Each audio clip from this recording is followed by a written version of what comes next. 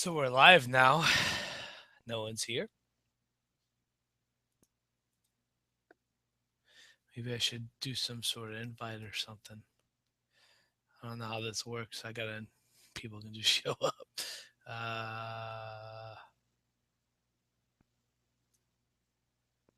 Cameraman, control room.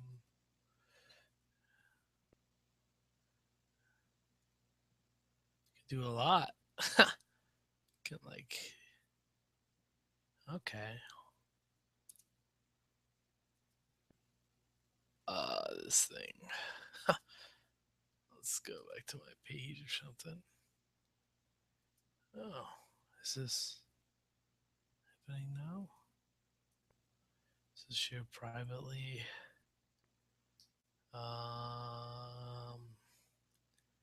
Start adding everybody. Let me talking to myself.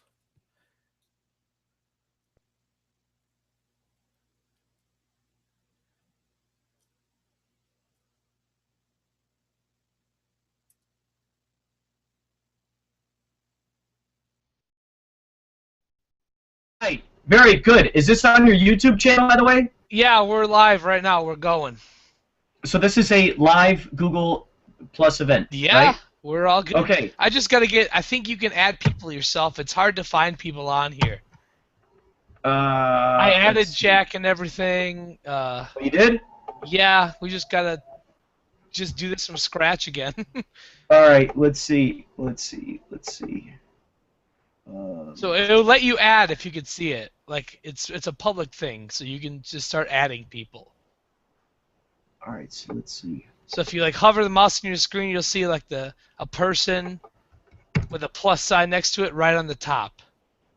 Invite people. It's right by the mute microphone button. All right. Let's see. I hope you can see it. Maybe it's just me. All right. Let's see. Hold on a second. I'm putting up something on this event page so people know where to go next. Yeah. Is there a direct link to this? I hope so. I'm putting one up on the event page so anyone who's a part of this thing. Okay.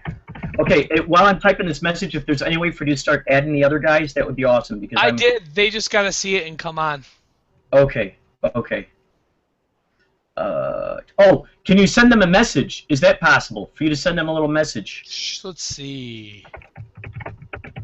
I think you could do a Q&A thing. I think you can send. I think it's possible to send them a message, but I'm not absolutely certain. I'm adding Frank now. Let's see. Jack's here. Okay, now we're alive. Hey. Hey! You guys there? I was gonna tell you, Frank wants you guys to send him an invitation too. I just did. Oh, okay. I'm trying to. I have no idea what this is. This whole system is weird. This is the first time I think I've seen John via video. There he is! Frank Nora, there he is. Here we are, the real deal. So I copied and pasted this very link into the event page. Now what I can do is also, I'll take this link and while you guys are talking amongst yourselves, I'm going to start posting it on Twitter and whatnot. Okay. Oh yeah, I should post it to my my multitude of. Yeah, your multitude of social networks, right? Yeah. How many people have we had on here at one time? Because it might start cutting people off or something. I think you can have 10 or something. Yeah, Chaosology was pretty crazy. Yeah, that was wild. All right, let me see. So what's the? Do we have the URL here? I don't even know what the URL is. I have no idea. Stream. Right at the top of the page, just copy. Wait, did you put it on? Did you put it on Facebook? I guess so. I'm about to. Okay. Yeah. I just put on my Twitter page. I'm gonna direct message the legendary Alan Terry in case he wants to come on. You can sing us some songs. Yeah, is Alan Terry? Is he a real person, or wasn't he like a fake person or something? I never Dude, got. We have no idea. We don't know if it's Maddox. We don't know if it's Fugly in disguise. I mean, dude, at this point, anybody is anything. It could be that Joseph Brown guy. What do you know about the Joseph Brown guy, by the way, Frank? Have you been following any of that on? No. on I've Twitter? been kind of out of touch here. Well, Frank, let me just tell you, he's been posting like cryptic, these little videos, these quick little videos, like really quick, and it's of a guy pushing his shopping cart at a Walmart. And, Oh, that one I saw. Yeah. like a split second, and then John Lundberg from Kaufman Lives, he was able to like capture it and make it crispy, and then enhanced it, and then made it look like it was. I mean, basically, it looks like it could be an older Andy Kaufman. But my gosh, how many people have we seen over the times that looked like they could be an older Andy Kaufman? You know. It gets very subjective in terms of does someone look like it could be Andy? You know. Right. I have not been convinced by any of these images yet. Not the Lynn guy at the Circle K. Not the Walmart guy. No, none of them really seem to me like they could be Andy. Though I don't know. I could be wrong. That's the thing that makes it seem a little less real too, doesn't it? In a way. You know, like none of the photographic evidence has been very convincing yet, or anything. Yeah. Like a blurry UFO or something, you see. Yeah, it's like, oh, look, something, something, impressive. Let me take a picture of it with my 1.7 megapixel camera. My cell phone. Yeah. The crappiest camera I could find. I'm going through let's slowly, see. guys. If I'm not talking, I'm inviting people who were on the original one. So I'm trying to get everything out there. But do we know?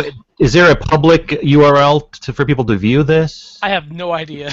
Putting it. Oh, to view! Oh, I think it's on my YouTube page. Okay, let me see. I'll I try don't even know how to get to that. Google bought everything and ruined everything. Yeah, I know. Let's see. Some guy, Max Morris, just, came over or whatever, so... And then he left, so I don't know who that was about, but... Max Morris? Max, yeah, you didn't see him. He popped up for like 5 seconds, and then he went away. Everyone's watching us. Max Morris? Yeah, Max Morris. Huh. Like Zach Morris, but it's Max with an, Intriguing. Oh wait, Max. Isn't that the guy who contacted you, Jack? Was it Max? Who's the No, guy who it's a generic name.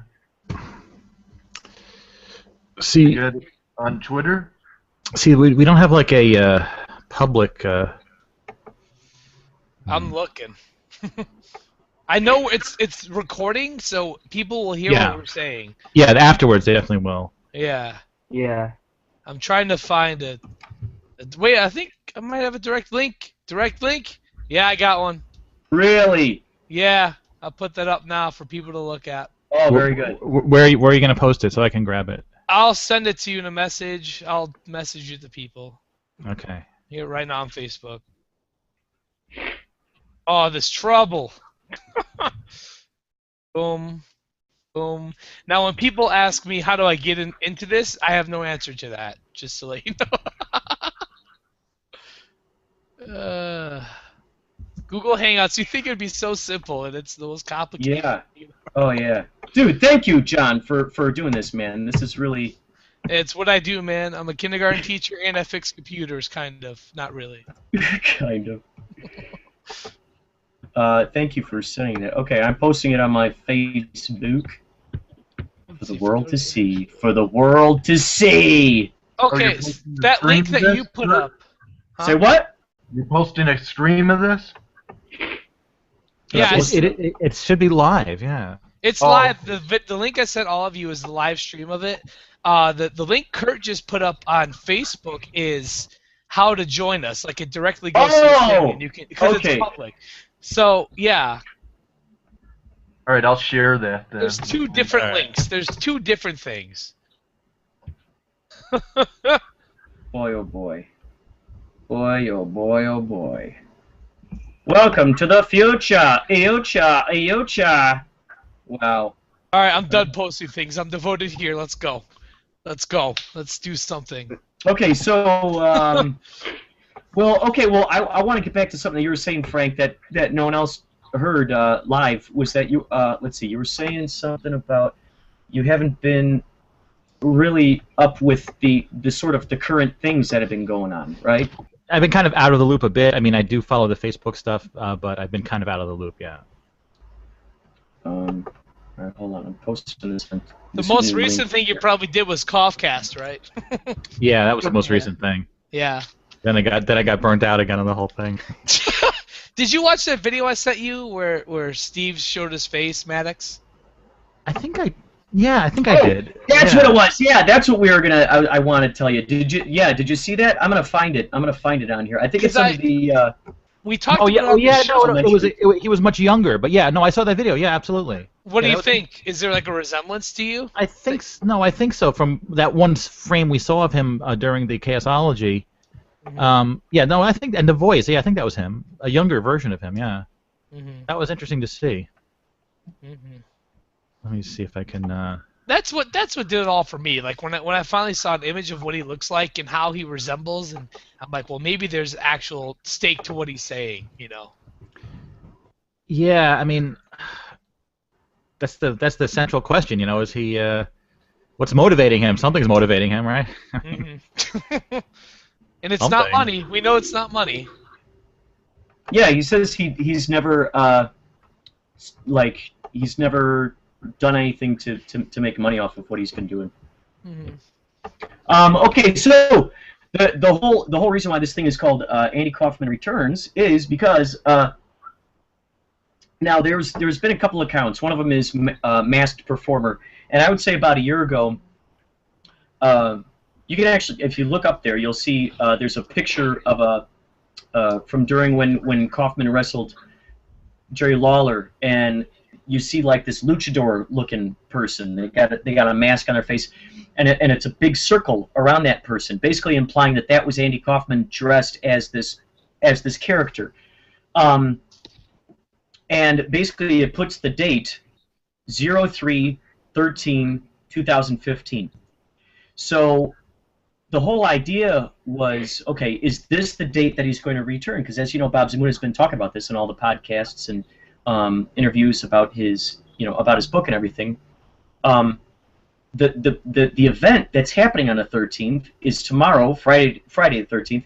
Comic Relief. That. Wow, I just saw that. I didn't know it was tomorrow already. Isn't that crazy? Oh. So tomorrow is Comic Relief. Now, Comic Relief, from what I understand, I talked to John Lundberg about this, a Kaufman Lives guy. Which, by the way, I hope he has an invite. I'm gonna put that on Twitter right now. He said that basically Comic Relief in America dissolved, and they handed it over to the UK. And UK has what they're calling Red Nose Day. Do you guys know about that? The Red Nose Day. About that, yeah, they do like Doctor Who stuff sometimes. I bought one of those red noses when they were doing it at my school. Okay, so tomorrow is a live event for the Red Nose Day thing. So I was speculating maybe perhaps that is where Kaufman's supposed to make his big return. Now, okay, so someone on Twitter named Kenny Stevens 21 basically sent John Krauser, Jack Bristow, and myself, and I think Kaufman Lives, saying, "Are you guys going to do a Google Hangouts before the 13th?" And I was playing dumb, and I go, "What do you know or what do you not know about the 13th?" And they said, "Oh, a little bird told me that is the date that you-know-who will make his return." And I said, well, maybe we'll just do a Coughcast. You know, maybe we'll just do a podcast or something. Maybe we'll just do it for an hour or something. They go, "Oh, why don't you do both?" And I said, well, we'll see what happens. And they go, "The boss would be very happy if you did a Google Hangouts." So I immediately start thinking of Tony Danza, right? "Hey, Angela, where's Mona?" Right? Or the boss being Bruce Springsteen, right? But of course, who they're really talking about is Andy Kaufman. So I thought, oh my God, does this mean that he's going to be watching what's going on? Does this mean Andy Kaufman's going to be like watching this Google Hangouts? Andy is watching. Hello, Andy. Yes. So they basically said, go on air longer than an hour. So hearing these messages, it made me think like, okay, they're very adamant about this happening today. Like they're very adamant, and I thought, okay, well that's fair. Like, okay, let's put this on. Let's invite some people who've been following along with, over the past year or umpteen years. For instance, Frank, when did you start getting into this razzmatazz? It was it was like the late summer 2008 when Maddox tweeted me in an early version of Twitter there, That's when it started. Then just a few months later, I hosted the press conference and was in a room with Maddox. He had a monster mask on, and then it just kept going from there. The song that never ends. So he found your overnightscape, right? He found your podcast? He said he was on Twitter, and he was searching for people that were talking about conspiracy theories. So he was just sort of messaging everyone that was talking about conspiracy theories. He came across my Twitter account, and then I started talking about him on my show, and then it sort of snowballed from there. So I saw a little tiny bit of footage of you and Jack talking for Kaufman Lives. The Kaufman Lives guys came out here, and is that the UFO landing? Did you guys hear that? Oh yeah, yeah. Yeah, what is that? What? Sorry, guys, I had to burp. Okay, gotcha. That's what we do in I didn't Chicago. hear anything. Kurt knows. Kurt knows we do this in Chicago. Yeah, you've been eating that deep dish pizza, I bet. I actually smell really bad today, so I'm gonna spray myself down. Lysol. Smell-o-vision. All right, I smell better. Continue. Nice. I wonder if... Oh, yeah, we could do a little Q&A thing on here. Let's see if anyone's listening. Hey, Kurt, what did you see in the movie? Or don't say give away, but what did you think about the well, it was just really cool, man, because just the little bits that I saw, Frank... oh, gosh, what was the piece? What was the piece that I saw of Frank? Oh, I think he... it was just that quick little thing, the song that never ends. You know, it's just it just keeps going on and on and on. And then, Jack, I think the piece of footage that I saw with you, you were holding a marionette. Cool. Oh, you saw some of the footage? Yeah, just a little bit, because they stayed out here at my buddy's house when they were out here, and I said, okay, I will be your production assistant, you know, since you're interviewing me, I'll be your production assistant. And so what I did was I immediately looked online. I got a hold of Lynn. I found out where the old house was that Kaufman lived in on Laurel Canyon, on Green Valley Drive.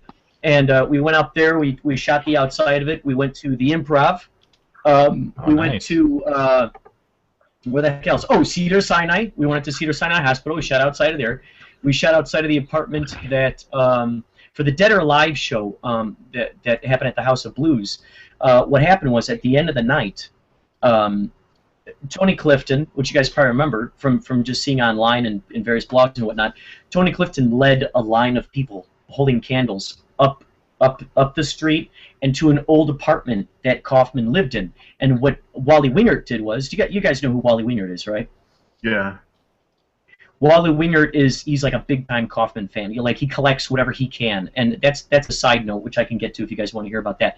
But Wally Wingert, basically, he has a whole bunch of Kaufman memorabilia. He's got Kaufman's one of his Elvis suits that he has. He's got one of the Tony Clifton suits that Kaufman wore. He's got the Foreign Man suit. So these various things were at the old apartment. So when Tony Clifton led the line of people up there, they all went into this old apartment, and they saw all this stuff, right? Now, in one of the message boards around that time, I think around that time they had waveandawake.com or something like that. Wave and Wake, Network 54, right? I remember that one. In fact, I just heard an old show where they talked about my original interview with Maddox when he had that voice changer. We talked about Wave and Wake. Very weird. I heard a random clip this morning of that. Yeah, is that still around? No, right? Yeah, it is. It is. Those they're still going. They're still going. People are still leaving messages in there and stuff. And in that, basically, someone found that that Houdini image that we always see, the Houdini postcard, that was left in that apartment. Oh, really? In that apartment. And so when people went in there after the Tony Clifton show, they found those postcards in there. Now, really? This was happening back during the day when we didn't know if Stephen Maddox was maybe a name that Andy Kaufman changed his name to, or if he, what he had to do with the site, really. Because, in that mix, that's when the Steve Rocco stuff was going on as well. And of course, you guys probably remember Steve Rocco was the guy who ran for the OC, the Orange County, Orange County Educational Department or something. He was part of the council, but he never talked about any educational stuff. So people were like, "Hey, this was after him." Remember that? I shouldn't. Oh, no, the partnership. Yeah. Stick in the head, but he'd say the partnership and Albertsons was behind it or something. Yeah, because he got caught for stealing some ketchup or something like that. And David James here, all the way from the Rock of how do you say that? Gibraltar. Gibraltar.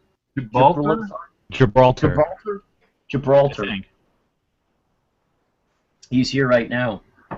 It's probably like 4 a.m. there or something. It probably is. It's 4 a.m.? No, 9, 10, 11, 12, 1, 2. No, it's probably like 2 a.m. there. I don't know. So I want to ask you guys. But he never talked. Oh, he'll be watching. He's supposed to take We have 2 viewers. It's 2 people watching right now on YouTube. Fantastico! That's great. That's great. Oh yeah, If you're watching, you can actually type and we can see it if you go into the chat. Anyone watching? Yeah, I tried to open up Q&A thing, but for some reason that's not popping up here. How do we get the chat? Oh, here's the chat. Wait, let's see. Wait, how do we do the chat? Oh, here's the chat. Max Morris. Yeah, there he was. He was here and then he left. Yeah. Wow. So you guys, I just want to, which most of you guys already know already, but I just want to reiterate just to refresh our minds and also the at-home viewers, all of the, I'll call it evidence and I'll put it in quotes, for Andy Kaufman faking his death. Okay, these are all the things that we've heard throughout the years, either on AndyKaufmanLives.com, Network 54, Wave and Wake. There's another message board. I forgot what the heck that was, but okay. So there is the idea that he told many friends that he was thinking of faking his death, and he would do it with cancer. Okay, he told many friends this. This is the other thing. Photos that you see of him. His head is shaved. He's got an incredibly furry chest. Now, I don't know too much about cancer or chemotherapy or any of that jazz, but from the little I understand, if you're going through these treatments, you lose all of your hair. So that's just a little suspect thing, a little Easter egg, if you will, that had he faked his death, he would have left that there as a question for people. The other thing, the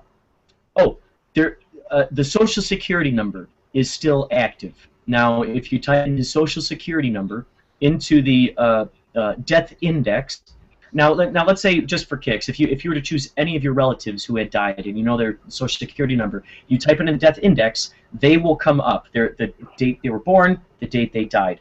Kaufman's does not come up. Andy Kaufman's does not. Now, another piece. The recording of him and Zamuda talking. This is actually out there on the Andy and His Grandmother CD or album. Have any of you guys gotten that? I don't have it, but I've heard the clip that you're talking about, though. Yes. Yes, that's on the. I believe it's on the the Puzzlementary YouTube channel. Yeah. So that's on there. Let's see. Oh, and these are 2 other little, just interesting little things that that just popped up into my brain. It was his last will and testament. I'm gonna do a little search right now. It was let's see.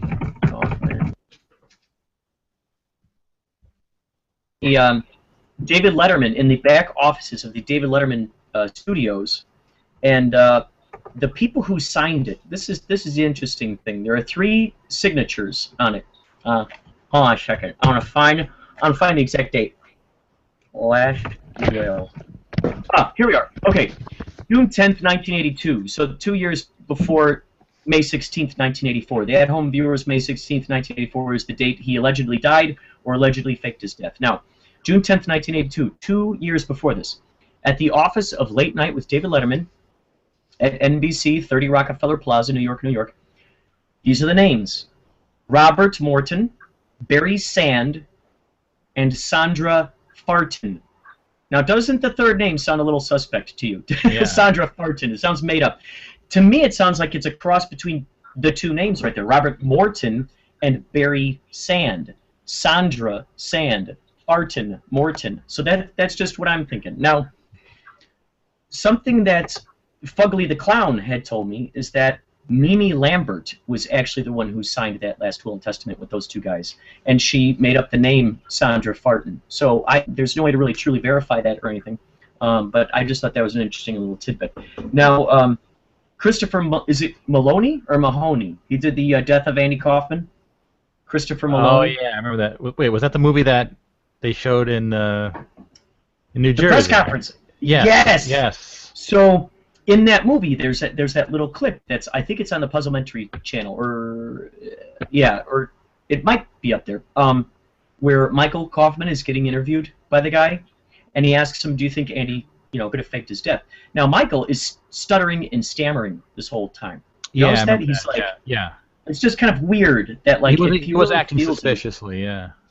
Yeah, very suspicious. You figure if he knew for certain and he was there and he saw his brother die, then why would he hold out a glimmer of hope that he's still, that he's still alive? So those are some of the little bits and pieces that I thought were kind of interesting, and I'm sure there are others that, if you guys remember them, please remind me of them. But something for the at-home viewers, I did sort of a bibliography of the things that we're talking about today. I wrote an article back basically a year ago for a website called headstuff.org. If you just look in the Google search engine, April applauds Andy Kaufman anniversary. If you just type that in, you'll find I put up sort of a bibliography, a loose bibliography of all the not all the breadcrumbs, because I want to let people find some on their own, but I put enough out there for people to kind of, put some stuff together. I want people to have that fun. John Krauser, we were talking about that, right? Like, we don't want to give out very specific things. We want to just kind of give out general things that kind of lead people in the direction and have the fun of going through the scavenger hunt themselves, basically. That's what I like, because that's how I went through it. Like, it wasn't just given to me, like, all the answers. Like, when I started, it was very cryptic, and I had to really go, like, years back and find out what was going on. It took a while for Maddox even to, like, talk to me like he was talking to you and like Jack and stuff. It took a while to like gain his trust a little bit, and then eventually when I got it, he just like exploded. Like, he called me and he did the same thing he did to you guys, and it got cool. Now, I think how long ago was that? I'm just curious. How long ago was that you talked to him? This is a year. I think, yeah, like a year ago. It's only been like a year that I've been like really involved. That's cool. Yeah. Yeah, I think it was like a year, maybe. Back in like last November, so maybe a little bit longer. I remember he called me when it was cold, and it wasn't around any anniversaries or anything. He just called me, so it was neat. So each of us kind of have our own stories that Maddox has told us. That's what's interesting. Yet there seems to be some contradictory. Yes. Now, Frank, you heard a couple of stories, right? Can you please tell us the very first story that you heard from Maddox?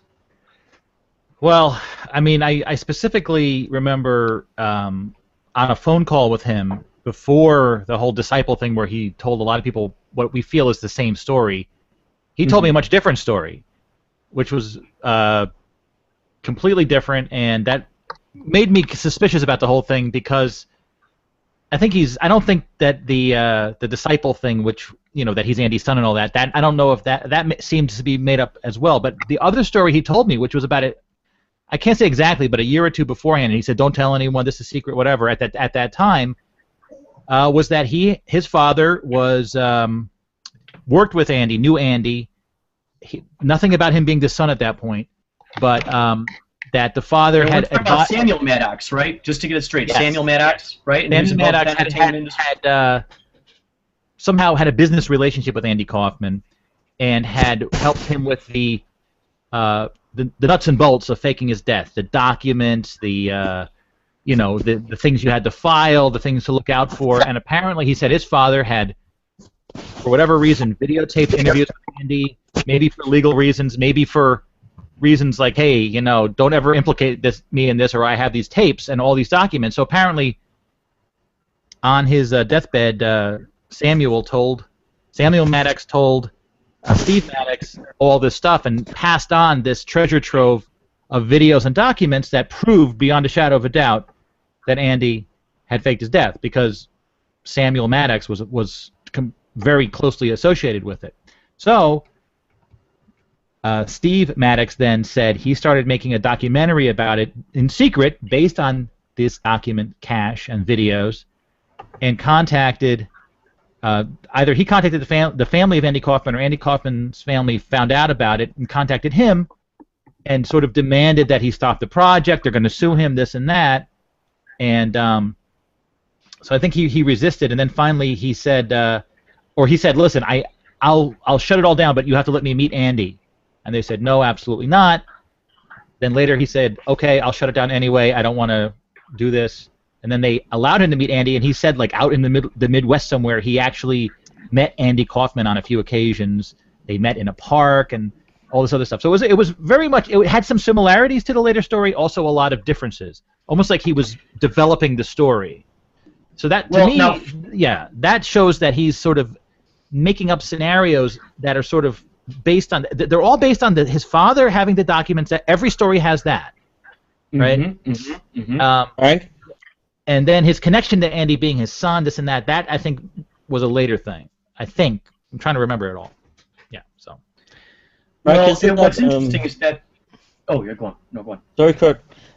Frank, isn't that like from the clip from the Howard Stern thing as well? Like when he says... I was just going to bring that up. Yes.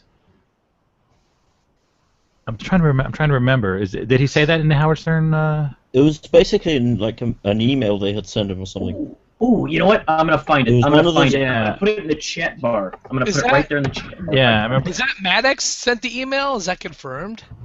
On Howard Apparently so. Stern, He just addressed it as Fred or something. He met Andy, but he's contractually obligated not to tell. And that's confirmed to be Maddox who sent that email? No, not It that doesn't really confirm anything. It sounds like I just remember like it was one of the early Puzzlementary videos. Oh, okay. Oh, no, I saw that one. Yeah, I didn't know if it was related to Maddox or anything, or just something that Stern talked about. Yeah, there are two of them. There's When I Met the Late Andy Kaufman, which I'm going to put the little link in there. Let's see. You know, there's supposed to be something in here where you can actually show a YouTube video on the screen. I'm going to test it out. There is. Yeah, try it out. I'm going to test it out. Connecting to Google. Okay, let's see. Downloading. Now, what about this? What about the picture that was taken in what island was that? That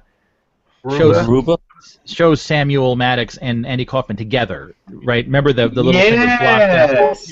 Yes, I remember that. Has that been verified? Do we know that is visually Samuel Maddox, or does anyone really know? But that to me seems like if you apply like Occam's razor, like what is the simplest explanation here? It seems that to say that this guy's father had a business relationship with Andy Kaufman is probably the simplest explanation, as opposed to him being the son, this and that. Like, it seems like that seems to be consistent throughout all the stories, and that could be a huge motivating factor. Yeah.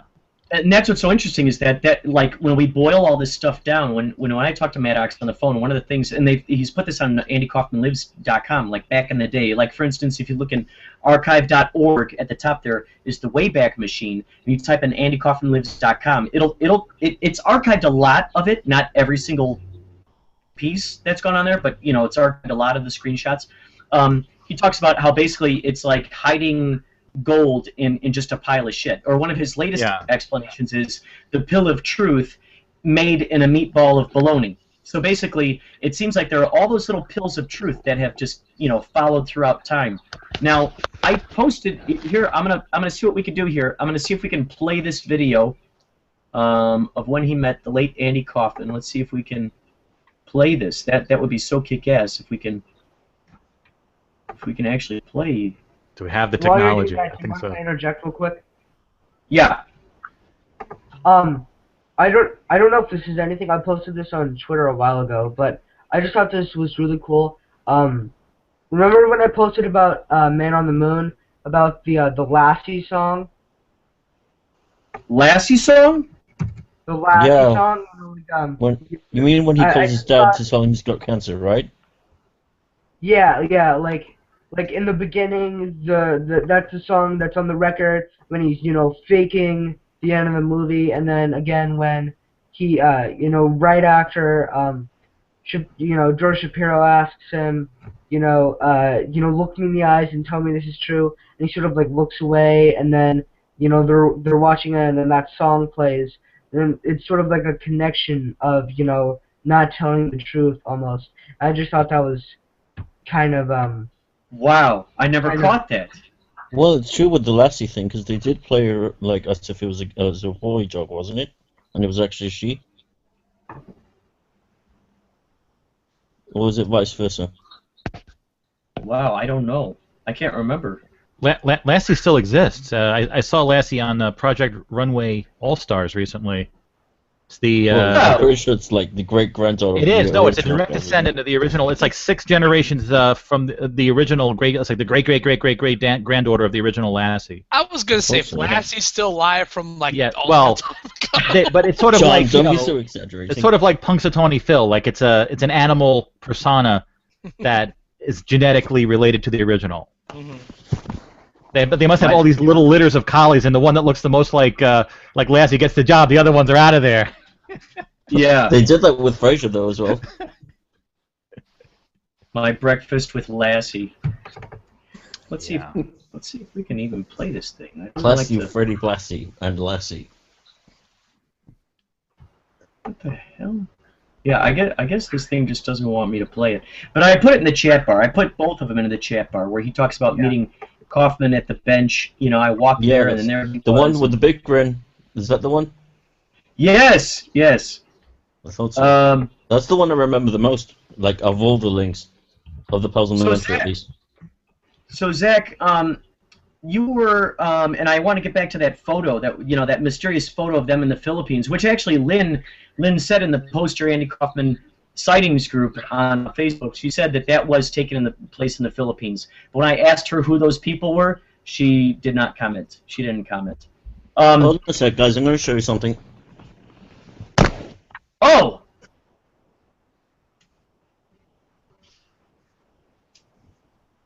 Is it playing? I'm trying to play it here. Are you hearing something? Do you hear it?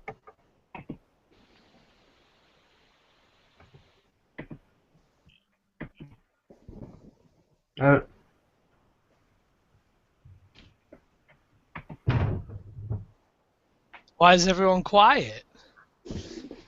Well, they're pressing.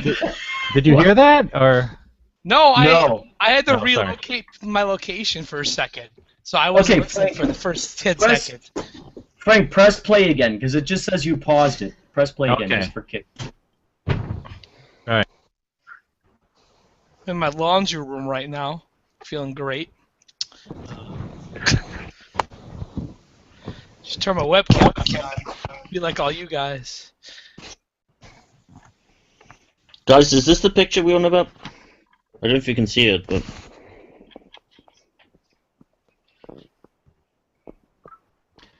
yeah, I don't know. So you weren't hearing anything at that point? Me? I wasn't. And anyone? No. Yeah, I don't know how to. I don't know how to sort of share the video. Like I'm watching a video, but I don't know how to let you guys see the video. Oh, yeah, that picture. Yeah. Yes, David, yes, that's the picture. Yeah, can you get it up closer to the camera for us, please, just so it kind of fills the screen, if that's possible? You can just fill the screen with that thing. I'm using my iPad, so bear with. You're doing good. Oh, yeah, the blue faces. Now, those were supposed to be, I think, Sam and Dorothy Maddox. I think that. Yeah, that's the picture I was talking about. Absolutely. Yes. Yeah, that's the one. And on the right side is Lynn and Andy. Now, it looks like photoshopped in there was his Andy's dad and mom. I think those people are photoshopped into that. So you think that's not true? Well, I think Andy's mom and dad in that photo are photoshopped in. I think that's my theory. But it looks like Sam and Dorothy were actually in that photo, because Maddox says that Sam had a lot to do with helping out Andy, because he said that one of the big things that Sam would do was that he would carry around a pad of paper and he would pretend that he was deaf. He'd never come right out and go, "I'm deaf," but he would almost like, or I'm sorry, like he was mute or whatever. So he would just write things to people, and so he said that his dad really got a lot of information that way. So. But then, of course, that's if we want to believe that Sam was actually his dad and not his grandfather, like he told us on the phone, right, Frank? He said that. That was the final sort of story, and sort of a more unbelievable aspect. I mean, certainly it's possible, but something's got to be motivating Steve Maddox to do all this stuff. Yeah. And what do you think about his recent revelation that he's creating a 100-year-long television show? That itself seems quite remarkable if he's really doing it. Maybe he's Christoph from The Truman Show. Yeah. Great movie.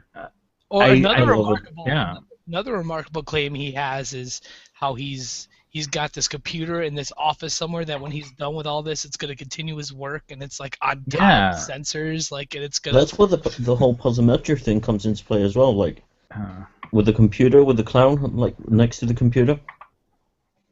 Oh yeah, that's right. That's right. The clown next to the computer, in the puzzlementary offices, right? Yeah. Well, supposedly it's the offices. there's definitely the sense that Steve Maddox is definitely, like, it seems like seeking immortality through his works and saying he's a great magician, and he was comparing himself to Houdini, and kind of in the narcissistic spectrum of someone trying to sort of create a legacy for themselves, which I do find very interesting and very compelling on its own. So that's the question is, if he's just this real narcissistic guy, did he just latch onto this Andy Kaufman thing as a means to an end of preserving his own legacy? That's my question. Well, Is there Frank, any you know what's real interesting? Well, a couple of interesting threads that we've noticed throughout all the years is that, okay, so Maddox has compared Andy Kaufman to Houdini, basically. Yeah. You know, basically pulling off the greatest illusion, right? The greatest Yes. illusion. Now, another thing that he always talked about was that he goes, I'm not saying that Andy Kaufman is alive. I'm saying that he faked his death. For all I know, he could have gotten hit by a bus. Now, what's interesting about those two things is that Bob Zmuda has said both of those things. Bob Zmuda himself has said, Andy Kaufman is like Houdini. I worked for the guy. He's like Houdini. The other thing is, I'm not saying that he's alive. I'm saying he faked his death. Heck, for all I know, he could have gotten hit by a bus. Now, for only those who have been along with this crazy journey, at least since 2008, I found this stuff in 2003, but same thing. For anyone who's been following it, yes. I don't know, but if Bob is capable of actually holding a secret for like 30 years that Andy fakes his death, who's to say he's actually not really saying the truth, that he hasn't really seen him in like 30 years? For all we know, they're hanging out right now. Right. It's very true. Very true. And what's also interesting is that I've talked with Jack and John about this before. Is what's interesting is, like, I've seen, okay, I think he was on Fox. He was getting interviewed by some guy, and the guy goes, "Oh, so Bob," and he brought up to him, he brought it up to him for a second, and then away it went. He goes, "Oh, so what do you know about, what are your thoughts about that son of his who lives out in Albuquerque?" And immediately Bob goes, I don't pay attention to that stuff. I don't pay attention to that stuff. Basically, just pushing it off to the side as quickly as he can. Now, this is what the interesting thing is. If I thought that my buddy faked his death, and he and I had many conversations about this, I feel that I'd be taking every lead that I heard, even if it sounded ridiculous. I'd be investigating that. I'd be finding the emails of those people who have been saying those things. I'd be I'd be talking with them directly, saying, okay, how do you know about this? Who told you this? Let's go discover this ourselves. So that's a little weird and suspect to me, just in itself. That's just kind of weird.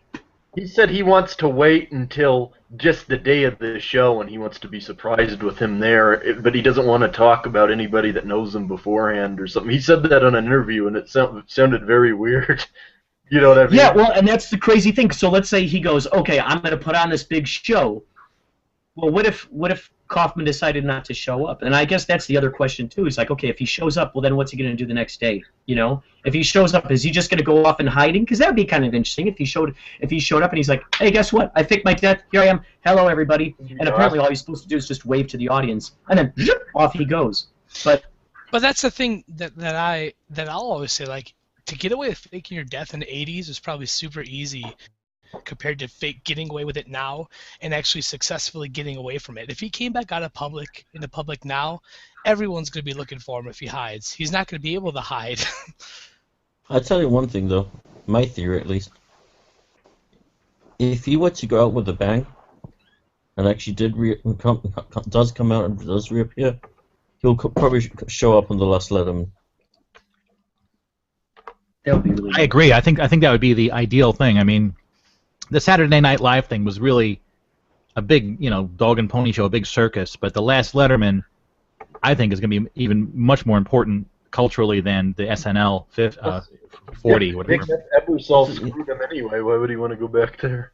You know. At the end of the day, I mean, Letterman really gave him his big break. You know, he always had him on the show. Yeah. And stuff. So I've thought ever since I heard that Letterman is ending that would be the greatest, the ideal, the ultimate thing at the very sort of end of the show. And our final guest, folks, Andy Kaufman, and he just comes out and it's very matter of fact. Aren't you dead, Andy? He's like, no, I'm not dead. I'm alive. Good night, folks. Good night. And that would be the best ever. He's on for like a minute. You know? Oh, you guys remember? You know, would be really, really good. You guys remember when Seinfeld ended and Jerry was on the show, and he trolled the fans, telling them he was going to write another season? I don't know if I remember that. It would be perfect if Andy just came out and he just said, "Oh, we're going to go into it right now," and he just trolls the hell out of people. Classic Andy fashion. Yeah, we just see him for a split second, like just a quick little, the half side of his face or something. That would be the best. Letterman's actually had a lot of trolling on the show. Like, he did that with Johnny Carson as well, remember? I don't know if I remember. Yeah, when Carson made his last appearance on TV. Carson? I think this was like 94 or something, I can't remember. I was like 5 or 6. I just remember like that moment being one of the best things I've ever seen in my life. I have to look it up. But I think I think Letterman would definitely be into it. Like, he would go along with it. Oh, for himself. Sure. All these other people, Lorne Michaels, I don't think would go along with it. But Letterman, I think he would go along with it. I don't know if you heard Letterman on the Howard Stern birthday show a year or two ago. He's a really good sport, so I think that he would. Letterman's just he would be he's going to be missed on TV. Yeah. Oh, Kurt, do you remember when Maddox said that he was going to try to go on that Zamuda was trying to go on Letterman with the blood test thing? Oh, yeah. That's right. Or they told him off or something, or to get out of here or something. Do you remember that? That's right. Yeah, that was on the Deep Mouth account. Okay, so real quick, I want to ask you guys, now that I brought up this YouTube thing up here, how do I get rid of it? It's just on my screen. I want to get rid of it. I want to see you guys. Click the YouTube icon on the left again. Yeah. Oh. Right. Yeah. Oh, good. Now I can see your big faces again. This is good. That's what I want to see. Except mine. Yeah, I'm shirtless right now. You don't want to see nothing. Frank, how did you? You had a good shirt on, at least. How do you get that black and white effect? And I think, Jack, you've got a cool effect. I want to put something on me. I remember when I was doing Chaosology, I was trying to see what made me look the best, and I figured black and white looked the best. I think it's an effect. I'm not sure what the. Yeah. This is just my logo here. Oh yeah, click on your video on the bottom, and then you'll see on the upper right there's a little effect thing. So click once on your video on the bottom, and then you can change your effect. Okay. Should I go in color? Oh, would it be Google effects? No, keep it black and white. It's cool. I know. See, so now I'm in color, right? See, that doesn't look good. I don't like it. It looks so film noir. I feel like we're in a time machine or something. I look too purple like when I'm in color, so I need to go into black and white. Purple. There we go. Oh, I feel better in black and white. Yes. Oh, you know what? The effects. That's like hats and stuff. That's like. Yeah. King. Yeah, it doesn't actually have them on there. Yes, King. Kaufman is not gone. I'm not the king. I'm not a king. I am King. Kurt. Yes. I was telling you about that movie, The King of Comedy, that Maddox used to always tell me about. That's an awesome one. That's an awesome one. Great movie. Did you guys? De Niro called himself King in that movie too. That's what made it so cool. With Jerry Lewis. My gosh. Did you guys read what I wrote about the Running Man? What did you write about the Running Man? I wrote it on the Andy Kaufman sightings group. Oh, the original Running Man that has Steve Maddox in it. Yeah. Basically, the character runs off to my hometown. I look weird. Oh my. Oh, that's awesome. I'm shirtless, so I got a bed sheet covering me. I'll go off. He's like so weird. This guy's shirtless over here. He's like so weird, Mr. Carter. I'm gonna see what I can do. It's really bizarre, though. So what are we just playing with effects now? We're not like South Park John Travolta. Oh yeah. We're just doing effects now. We don't care about Kaufman anymore. Just these effects. So now, you know Steve Maddox. You know Steve Maddox is watching this, right? At least I'm like. All right, so Steve, come on to the chat. Come into our hangout, Steve. You know you want to. Yeah. Oh yeah, that's right. Steve Maddox, come in. Come into the chat. How do we get him in? Invite this man. Let's see. You must come talk to us. It's time. I invited Funny too. One of us. Oh no, not yet, but. I invited him just now, so let's see. Someone, a Tony Clifton on Twitter did retweet my tweet about this. So. We got 5 people listening. Really? Yeah, Tony. Who's Tony Clifton on Twitter? Is that the real Tony Clifton or? That's a Clifton. What's the name exactly? How does it say? Is it the Tony Clifton? The Tony Clifton official account. Okay, so yeah, he retweeted me. Great. You know what's so interesting is that Lynn says that Bob Zamuda does not know how to type. He favorited my tweet. He didn't retweet it, so that's not quite as good. But at least he's aware of it. Mine too. Didn't he Maddox favorited it? Didn't Max once tell us, we brought this up on Kaufcast, who's running the Clifton account, and he confirmed that it was not Zamuda, it was someone else? I don't know. Oh, you know what? Yeah, he was saying that it was like, he was saying it was some guy that works with him on the, yeah, he the social media guy? He tweeted us on the Deep Mouth account with like some name. Ryan Chavez? It is Brian. It is Brian. At hookahentertainment.com? Yeah, it could be. Okay. Ryan Chavez is watching. Hi, Ryan. Or is it? How you doing, Ryan? Oh, I gotta turn on the light over here. Social media guy. What do we got here? Honestly, we haven't heard from Maddox or any Deep Throat or anything in the longest time. I'd love just him to pop up for a minute and just say, oh, that would be so cool, man. Brandon from Canada is watching. Brandon, who used to be very much involved, he is watching us right now. Remember Brandon? Hello, Brandon. From Canada. Yeah. Brandon from Canada. I actually met him in person in Hamilton, Ontario, Canada, just a few months ago. He does not have a webcam, so he can't come in, but he's watching. He was one of the originals back in the early days of this whole thing. For me, early days like 2008, 2009. That's when I met you, Frank. Yeah, yeah. That was the What was that? Is that Stephen Maddox coming in? The sounds of the effects panel. I love The grand entrance. Who's here? Nobody. No one. Can you see how many people are watching this? Like. Yeah. Yeah. 5. So Maddox. Five. So we know Brandon is one of them. Oh, you know. Probably Ryan is another one, and then hopefully. You know Maddox is the real watching. Andy Kaufman is Boss. Maddox, yeah. Steve Maddox and Andy Kaufman are in a room together watching, you know.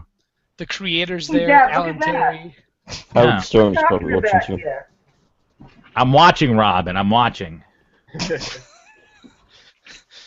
We should talk about the house I went to. Yeah, what was that all about? Yes. That's yeah. a serious thing. Now, before we talk about that house, I want to, well, a couple of things. Okay, number one. Hold on a second. I have something here that I want to show the at-home viewers. Number 9. This. Number 9. I am not a number. Then you play the opera and says, "Turn me on, dead man. Turn me on, dead man." Yes, that's right. Okay, yeah, and that's that. I love that. I'm so fascinated with the Paul is Dead stuff. Okay, so this. I know. I'm so obsessed with it. So John Krauser, if I'm not mistaken, this is the entrance to the. Oh yes, we have an alien here. If I'm not mistaken, John Krauser, this is the entrance to the place that you went to, where you went on your journey. All right, here we go. I'm only going to show it for a second. Wait. I'm only going to show it for a second. Okay, that's it. Now, this is what I'd like to do. In Indiana. Oh, really? Oh, well, David, you weren't supposed to say that, David. It could or it could not be. Now, this is the specific coordinates, and then you can tell us. John Krauser, of your trip to this location, this undisclosed location. Okay. From what I understand, you had to drive a far distance to go to this place. Now, here we go. I'm only saying that once. 40 degrees, 16, what is that, a comma or apostrophe? 01.9, quote, N. 86 degrees, 08, apostrophe, or is that a comma? 05.7, quote, W. All right, go ahead, John. Now go ahead and tell us about Kurt, let me just say, Kurt, did you know how long that took me to type that in my GPS, that long thing, to get to this place? I know. I talked Happens about to the best of us. Can you guys hear me okay? I'm trying to be a little quieter, but okay, cool. You don't want to scream and yell. You just don't No, there's people sleeping. We decided to do this when everyone was sleeping, so I got to be in the laundry room. I'll turn my. Hey guys, it's almost 3 a.m. here, so I can't complain. David, thank you so much for being a part of this. I'm probably screaming at you guys because you guys are so far away from me on the screen, but my microphone is actually closer to my mouth than I realize. So if I'm screaming, please let me know because I realize that I'm getting loud. So yes, go ahead, John. Am I too loud right now? I just adjusted everything. Am I loud? Maybe fine. Okay. Very good adjustments. I love that we have an alien with us. I know, that's great. So Jack, Kurt, and I were getting weird messages for a while on like Twitter, even on Facebook. From just someone we didn't really know, but eventually, I'm not saying how, but we confirmed that it was a real legit thing, and he was sending us little clues about Andy Kaufman being in the Midwest still, that he's living out here right now. So eventually we get this location, and I drove out to the location. I drove, as we said before, I'm not gonna like give you guys an exact area. Very far, very far, yeah. Very far. Very far. Yeah, I drove very far, and it's either he had to sleep in his car. I can either confirm or deny that it's that picture that Kurt showed us. It might not be, but I can tell you that that was a location, and we went to this house as well. And the people there were very strange when we were asking questions about Andy.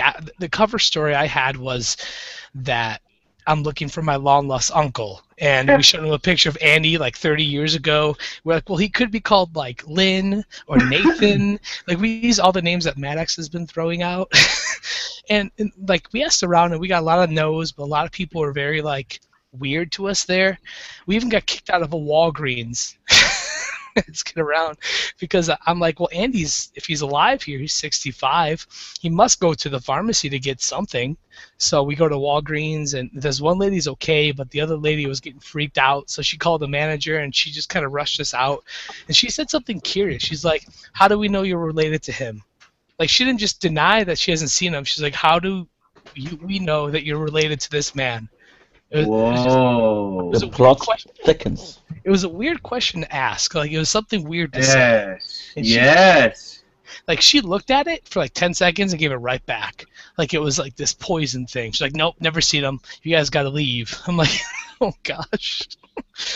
It was a surreal thing. I plan on going back when it's warmer, maybe see some neighbors out there, because the house that we went to in question was being remodeled completely. There was a complete remodeling of this house. So I don't know if it's such a weird thing. Why don't you hire like a private investigator and like have them stake it out? I want to be the private investigator. We'll do a Kickstarter. We'll kickstart for a private investigator. Yeah, but let's open a PayPal account. Donations. Yeah. Well, see, now this is the thing, Frank, and this is something I think is a pretty important point to make, is that this is something that Maddox was talking about, is that, okay, do we want to be the ones who contributed to outing him, you know, having cameras show up, or would we rather be his friends? So, in other words, would we want people to find him? You know what I mean? Like, would we? Yeah, I mean, in the past, I've been very vocal about sort of not knowing if Andy's alive, how involved he is in all of this stuff. He may not be involved at all, and if we were to contribute to that, we may be doing something wrong. Mm-hmm. But at this point, I feel like just do it. Enough already. Let's get it over with. Let's find him. We may ruin his life and destroy his family, but we need to know. We're gonna do it. God. We're gonna do it. Oh my God. We're gonna reveal Andy to the world. Oh man. Yeah. Frank, It's time. Frank, No, hey It's Frank, not like we're going to do Scooby-Doo Do it. scene with a mask and then just unmask him. hey Frank, do you also go by the name Fugly the Clown? Just saying. No, I do not. I think Fugly is Andy, to be quite honest. The Fugly thing is weird because like about a month or two ago when Maddox went dark, all this crap happened, and like we think it was Fugly.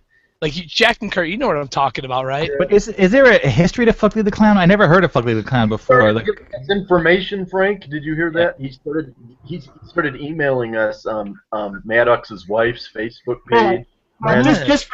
Wait, Jack. I just want to take a side note. We don't know if it was Fugly or not. It could have been, but the name of the Twitter account was Kaufman. What? Kaufman Films _, or Kaufman _Films. Okay, go on, Jack. Just want to put that out there. Go ahead. Oh, okay. But Maddox, was it Fugly that Maddox blamed after that, or wasn't it? Yeah, I remember messaging him because like the story is like the three of us, and I think another guy too. Who else got it? It was someone else. Me, you. Was it Jack? Frank? No, it wasn't Frank. It was the Pape guy. The Pape guy, Eric Pape. Oh, Eric Pape. Eric Pape got it too. Yeah, he was tweeting. yeah, I remember him. Yeah, He was he in? come to Yeah. this, but he never showed. And it was like the thing is, what he was sending us was like names of Maddox's family, which he claimed were the other masked men in the press conference. And he's like, Yes. you should contact them for an interview. And Well, I remember the He three of us- confirmed that. Maddox did confirm that it was his family members. Yeah, but in the we press didn't know their conference, yeah. names. But this guy I don't know their names. No, I mean. This guy sent us names. Yeah. And I remember Jack, Kurt, and I were like up late, just like talking about what to do with these names. We talked for like 2-3 hours. Yeah.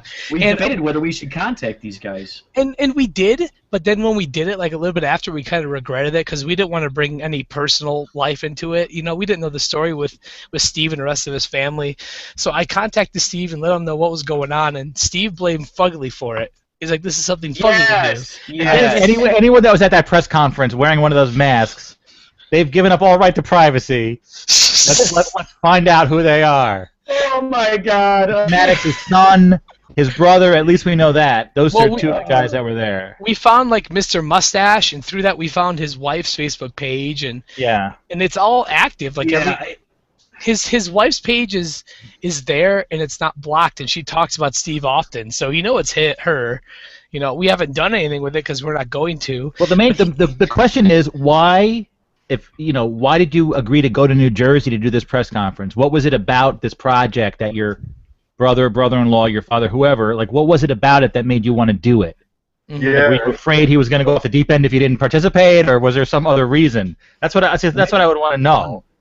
Is there some reason behind it? Nature mischievousness. You know, he was Like if my brother asked me, "Hey, do you want to go out to Ohio and do like a weird press conference in a hotel?" I'd be like, "No, why would I want to do that?" Like, With you have to masks convince on. me. Like, there's got to be some reason to do it. Like if I knew my brother was obsessed with a certain celebrity, I guess I could do it just to help his mental state or something. I don't know. Mhm. to help his mental state. Like I think he's gonna lose it if I don't do this. You know. And that's the thing I was saying. Like after this, he went dark. Like Maddox was talking almost every day. Even like he was talking personal stuff with me, like talking about following my dreams and trying to inspire me. And then when this all happened, he just completely fell off the face of the earth and hasn't spoken since. It's been like almost 2 months. But he's mentioned specifically, I don't know, to me on the phone and in public, I think that's part of his strategy. Like he'll put a lot of stuff out there and then he'll just pull back and disappear. That's part of his strategy, and it's a good strategy. But that's part of his modus operandi. Yeah. It's a good idea too, because you have to let things percolate for a while. Mm-hmm. Not that I do anything like that. I don't. But, you know. I hope this is what it is. I hope it wasn't like because we don't know who Fugly is. Like he could be someone against Maddox or for him or working. But I'm saying, with him. did anyone do research? Was there like an internet character with this weird clown mask like before, or is this a new? You know what? Yeah. thing? In 1999, I visited that. There was a crappy Tony Clifton like GeoCities page. Have you ever seen that? I don't. It's No. probably been up 7 years or so. Somebody used to actually post there as Fugly the Clown. Hmm. I saw Fugly. Oh, no, blind. I heard somewhere he was the guy that used to rent that used to run KaufmanLives.org, but I have no idea if that's true or not. What if he had a lot Fugly's of Andy? I don't Well, think he's that's Andy. possible. I don't think he's Andy. I just have a hunch that that's not Andy. You know why I don't think he's Andy? Well, here's one. Kaufman Yeah. Lives. Whoever's in the movie, he had to sign a form to be in that movie, so they probably know his real identity. I had to sign a form. I don't know what the hell did I sign when I signed that form. Yeah, me either. I glanced at it. It's like, how do I invite people? I know John Lundberg from Kaufman Lives. Speaking of which, he wanted to watch this thing, but I want to invite him. I want him to see this. How do I actually do that? I invited him. He just hasn't shown up. Oh, okay. Have you invited Al Terry? Yes. Let's see, who else? Al Terry, Did you isn't invite that a Fugly? fake That'd be person? awesome if. Don't mess- That'd be awesome if Fugly showed up too. I mean, what the heck? You know, we might as Don't- well make this the true chaos carnival that it is. You know what, Frank? Don't mess with Alan Terry. He's a legend and he's a great singer. Okay. He likes red apples. Apples. Yeah. Okay. I don't know. I don't know anything about Al Terry. I know He's there's gonna- that one. There's a picture of him that I always see, like a picture of just a guy with like a weird, like cowboy hat on or something. Is that the guy? I'm not he has a gonna- weird, well, he has a weird Kind of look. like Robert Blake, the actor, when he got older. He wears the cowboy hat. I'm not gonna. Robert ruin- Blake. Do you know that Robert Blake is from right here in my town of Nutley, New Jersey? Is he really? Wow. Yeah. I find him so entertaining. I mean, like, he's a very dark person, or it seems like, but I was watching that He was great interview in with that. him. What was the movie he was in? Morgan. David Lynch movie. Oh, what? Mulholland Drive, was that the one? Or Lost Highway. Lost Highway. Yeah. Oh, yeah. I'm at your house right now. Yes, and he talks to him on the phone. And You know he what's so calls his funny? house, and there's yeah. I went to a guitar store one time, and if you look at my guitar, it's painted silver right now, and I put a bunch of little googly eyes on it. And I had gone into this guitar store. I thought maybe they could tune it up or something like that. Robert Blake was in this guitar store, Whoa. and yeah, he was wearing a cowboy hat, and he was sitting at a desk. There was like a desk in this guitar store. It was like a little vintage guitar store, and I was hoping maybe they could tune up the guitar, and all the owner wanted to do was try to sell me a brand new guitar. And I'm like, no, I just want you to, like, just, I already have this one. Can you just? And Robert Blake, he goes, well, if I were you, I would just scrape off all the paint. I'd scrape it all off, and I would just start all over, and I would just buy a whole brand new guitar. You don't need to have that paint on there. And I thought, man, you know, evidently you're not an artist, you know. I know you don't understand. There he is! There he is! I'm in your house right now. That's the best scene ever. That's I'm real. there right now. I'm scared. Yes. When he was on Piers Morgan, and he was yelling at him. Oh yeah. So great. I love that. And didn't he kill Hello, someone guys. too or something? I don't know. Did he kill someone? We don't know, but it's mysterious. His wife, he took her out to eat, and then in an Italian restaurant, and he left for a minute, left her in the car. He said he forgot his gun in the restaurant. Was he the guy that killed Yeah, Alfalfa though? I mean, he was on the Little Rascals, so did he kill Alfalfa too, or? Oh, I don't that'd know. be crazy. We should You know, ask. that restaurant is right down the street from where I live. Actually, it's called Vitello's. It's right down the street. Oh from wow, Good? that's so weird. Like he grew up in my It's town, and delicious. he murdered in your town. So that's really weird. Wow! Wow, we're destined to know Everything each is connected. other. Yes. Oh gosh. Well, the Running Man's connected to my hometown, so I can complain. Well, the leg bone. Gibraltar. The leg bone is connected to the thigh bone. The neck bone is connected to the head bone. Well, I live close to Bill Murray, so I have you all trumped. Oh, That's nice. awesome. That's That awesome. is awesome. So Man. David, can you see Africa from your house? Yeah, I can. That's awesome. It's awesome. You can look out the window and like, there's Africa. That would be the best thing ever. That's Like, amazing. hey, there's Africa. Look at that. I see it right there. It's awesome. I look out my window and I see melted snow. I'm only like Woo. 30 minutes away from it from a ferry boat. Are you like? Can you go there? Is it allowed or like Yeah, how of can you like? Is Algeria? Is that it or am I Morocco's wrong? the closest Morocco? country. Morocco. Yeah. Is it okay to go there? Or is it kind of? Is there like an upheaval or Yeah, anything? it's a really nice country. It's okay. Okay. Cool. Just curious. So real quick, I From wanted like- to say, yes.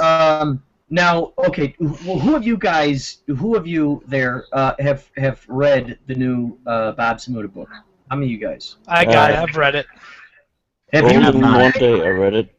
I need to. I need to get the audiobook so I can listen on the bus. Frank, I'm so surprised you haven't. Okay. Oh, Get it on jeez. I don't know Kindle. if I should give it away. Okay, so Give it for away. those of you I guys don't who- care. Give me some spoilers. Give it away now.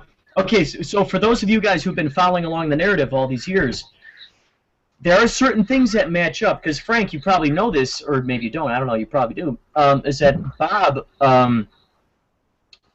talks about all the times. He basically recreates the conversations that he's had with Kaufman about faking his death, all the various ways in which he's, thought about faking his death and about going about doing it. Maybe one of them was knocking out all his teeth and getting some corpse at some hospital or something like that. Someone who's donated their body to science, and maybe he would die in a fiery car crash. So this person would die and then he would knock out his teeth and he'd be able to identify. Romeo and Juliet. So what? Wait, he was like, what's the thing that Juliet drank in Romeo and Juliet? So oh yeah, and then you fall asleep or whatever, but it seems like you're dead, right? That Was type of thing. it Drano or I don't think they had Drano back then. No, Okay, yeah. it's based on real life.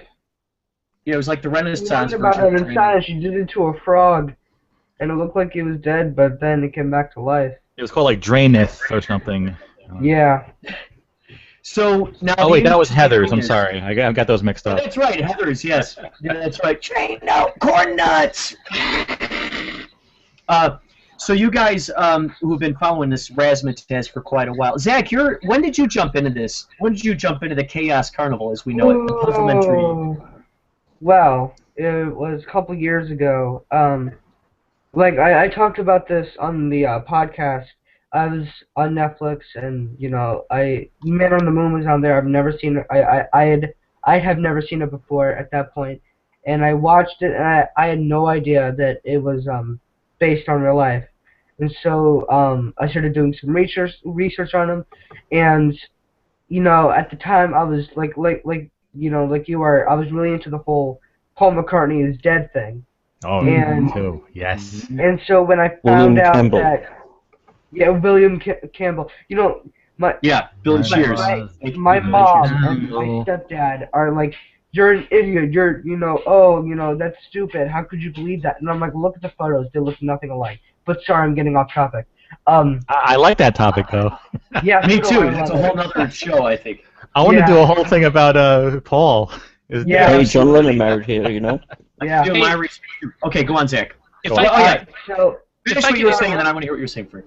Can I interrupt one real quick with one thing? Oh yeah, go on.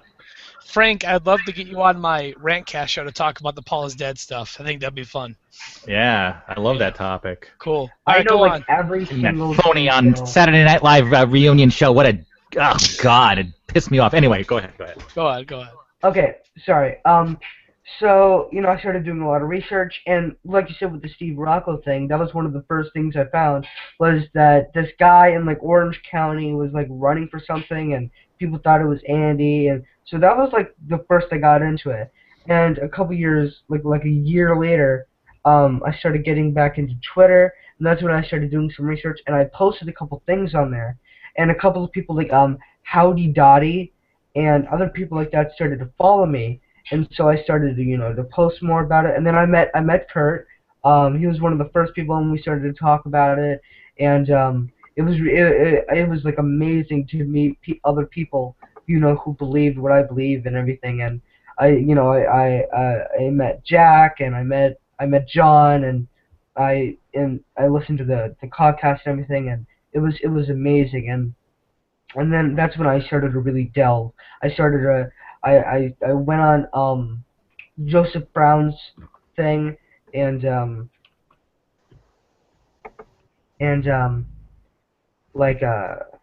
I've actually emailed him a couple of times, but he's like, no, I don't want you to really contact me, I'm just a regular guy.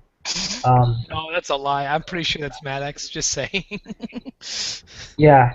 I'm like, dude, I would love to talk to you, but he's like, no, what do you want to talk to me about? I don't want to talk about the Andy Kaufman thing. But that's when I really just got into it, and here I am with you guys talking about it, and I'm just loving it. So Zach, how far down the rabbit hole have you gone? Have you like looked at the research of like the olden forums and stuff like that, and AndyKaufman.com and the Wayback Machine and all that jazz? Oh, I haven't checked out the Wayback Machine. I mean, I've done it before, but now I'm with Andy Kaufman, which is cool. Because you'll see how it all evolved. You know? Yeah, like when I first went to like Kaufman, AndyKaufmanLives.com or whatever. Like I was disappointed because it was like a white screen with like a video. I had no idea. And my name is on there, so yeah. Yeah, like there's like Twitter. My name is still on there. It's weird. Yeah. But it was like a video. I'm not running that site. I had no idea what it was about. It was like clips from like an old movie, and they kept saying Stephen Maddox. At this point, I had no idea who Stephen Maddox was until I heard you guys talking about it, and then I did some more research. But yeah, I've gone, and it got to the point where my father and my stepmother started to get worried because wow. Because, oh my gosh. Yeah, well. I would be too. Well, here's the thing. With the Asperger's, I get obsessed with things, and that was becoming one of my obsessions. And so I would just like focus on it, and that's like all I would talk about. They're like, Zach, enough with Andy Kaufman talk today. I'll be like, hold on, let me just like tell you this one fact about when he was on this, or when Jim Carrey was playing him and he was doing he would be Andy Kaufman off set, and he had to do the audition for the Grinch as Andy Kaufman pretending to be Jim Carrey pretending to be the Grinch. They're like, Zach, we don't care, just be quiet. What do you feel that they didn't like about, or what do they feel threatened by, or whatever? Well, it's because sounds to me like complete fun. It's very fun for me, but it's not fun for them. That's all. Now, did you know about the theory that Andy Kaufman could have possibly had Asperger's? Yes, and I found that interesting. Like people say he has the Asperger's stare, and I found that interesting. Oh, Puzzlementary. You guys, Puzzlementary is here. Who knows who this could be? No way. way. Puzzlementary. Come on in. I just peed myself a little bit. Join the crowd. This is so yes. Puzzlementary. Puzzlementary. Are you there, Puzzlementary? You gonna talk? Oh god, that'd be great. Talk. Now, Zach, the crazy thing is, as far as I know, or as far as Jack knows, or as far as Frank or John knows, or David knows, we don't have Asperger's. However, we've been completely obsessed with this stuff for quite a while now. So there's nothing, there's nothing to really blame it on. You know what I mean? Except our own curiosity and finding out the mystery and following them the rabbit hole. Yeah. So that to me is so exciting. Because of it. Something. Because of it. You guys though. Huh? Man on the Moon leaves a lot of subtle hints as well. Yeah. Maybe Puzzlemetry can't get on because there's so many people. Because he's not even on the sidebar here with all the. Well, what's this little black space? There's a black space in between us. Oh, you're right. Puzzlementary is here. Now let's all be quiet for a minute and see if we can hear Puzzlementary. Okay. I hear something subtly in the background, like a TV show or something. Was that you, Jack, who made that noise? No. Are you serious? Someone made a noise. Doesn't Google have a real names policy? Someone's name is really Puzzle. I mean, it doesn't. Right? Don't you think they would have banned them already? Let's That's give the him, puzzle. Let's give him 30 seconds, okay? Okay. All right. I want to hear this. I'm going to turn up the volume. I want to hear what's going on. It stopped. 30 seconds to do what? Steve! It's Steve! Stephen Maddox! Hey. How you doing? Right. Doing good, how are you guys? Doing Good! okay. It's great to have you back, man. We've missed you. We've missed you. Bob Zamuda is boring. You're exciting. You're interesting. You're like you're unpredictable. Absolutely. We like you better. Yeah. Now you're comparing me to Bob, thanks. No. I'm sorry. So are But you he got feeling the okay? spotlight for a while, you know? What you up to, Steve? It's been a while, man. What you been You are the man with all the answers. Just tell us. Forget everything else. Just tell us right now the truth about everything, and then we could. This whole thing will be blown wide open. Do it. Andy Kaufman faked his death on whatever it was, May 16th, 1984, and I've pretty much laid out how he did it. I think you all know that. And that's. And are you really his son, or was that just like something you made up? It's probably something I made up. Okay. but your father or grandfather was involved with Andy in some way? Yeah. And you have these documents and videos? No, I don't keep him in my apartment. No. But you have them somewhere. Well, yeah. You mean as far as like something that would just absolutely. You could access them. Potentially. Potentially, eventually, it's not something that. No, I mean, no. And why did your family members agree to go to New Jersey with you? Oh wow, this is turning into an interview. I hadn't checked Twitter in a while, and I just checked Twitter, and I saw a link, and I clicked on it, and I found myself in some sort of interview. What was the question again? I forgot. These are your family members. Why did they agree to go to New Jersey with you and be part of this press conference? Why did they do it?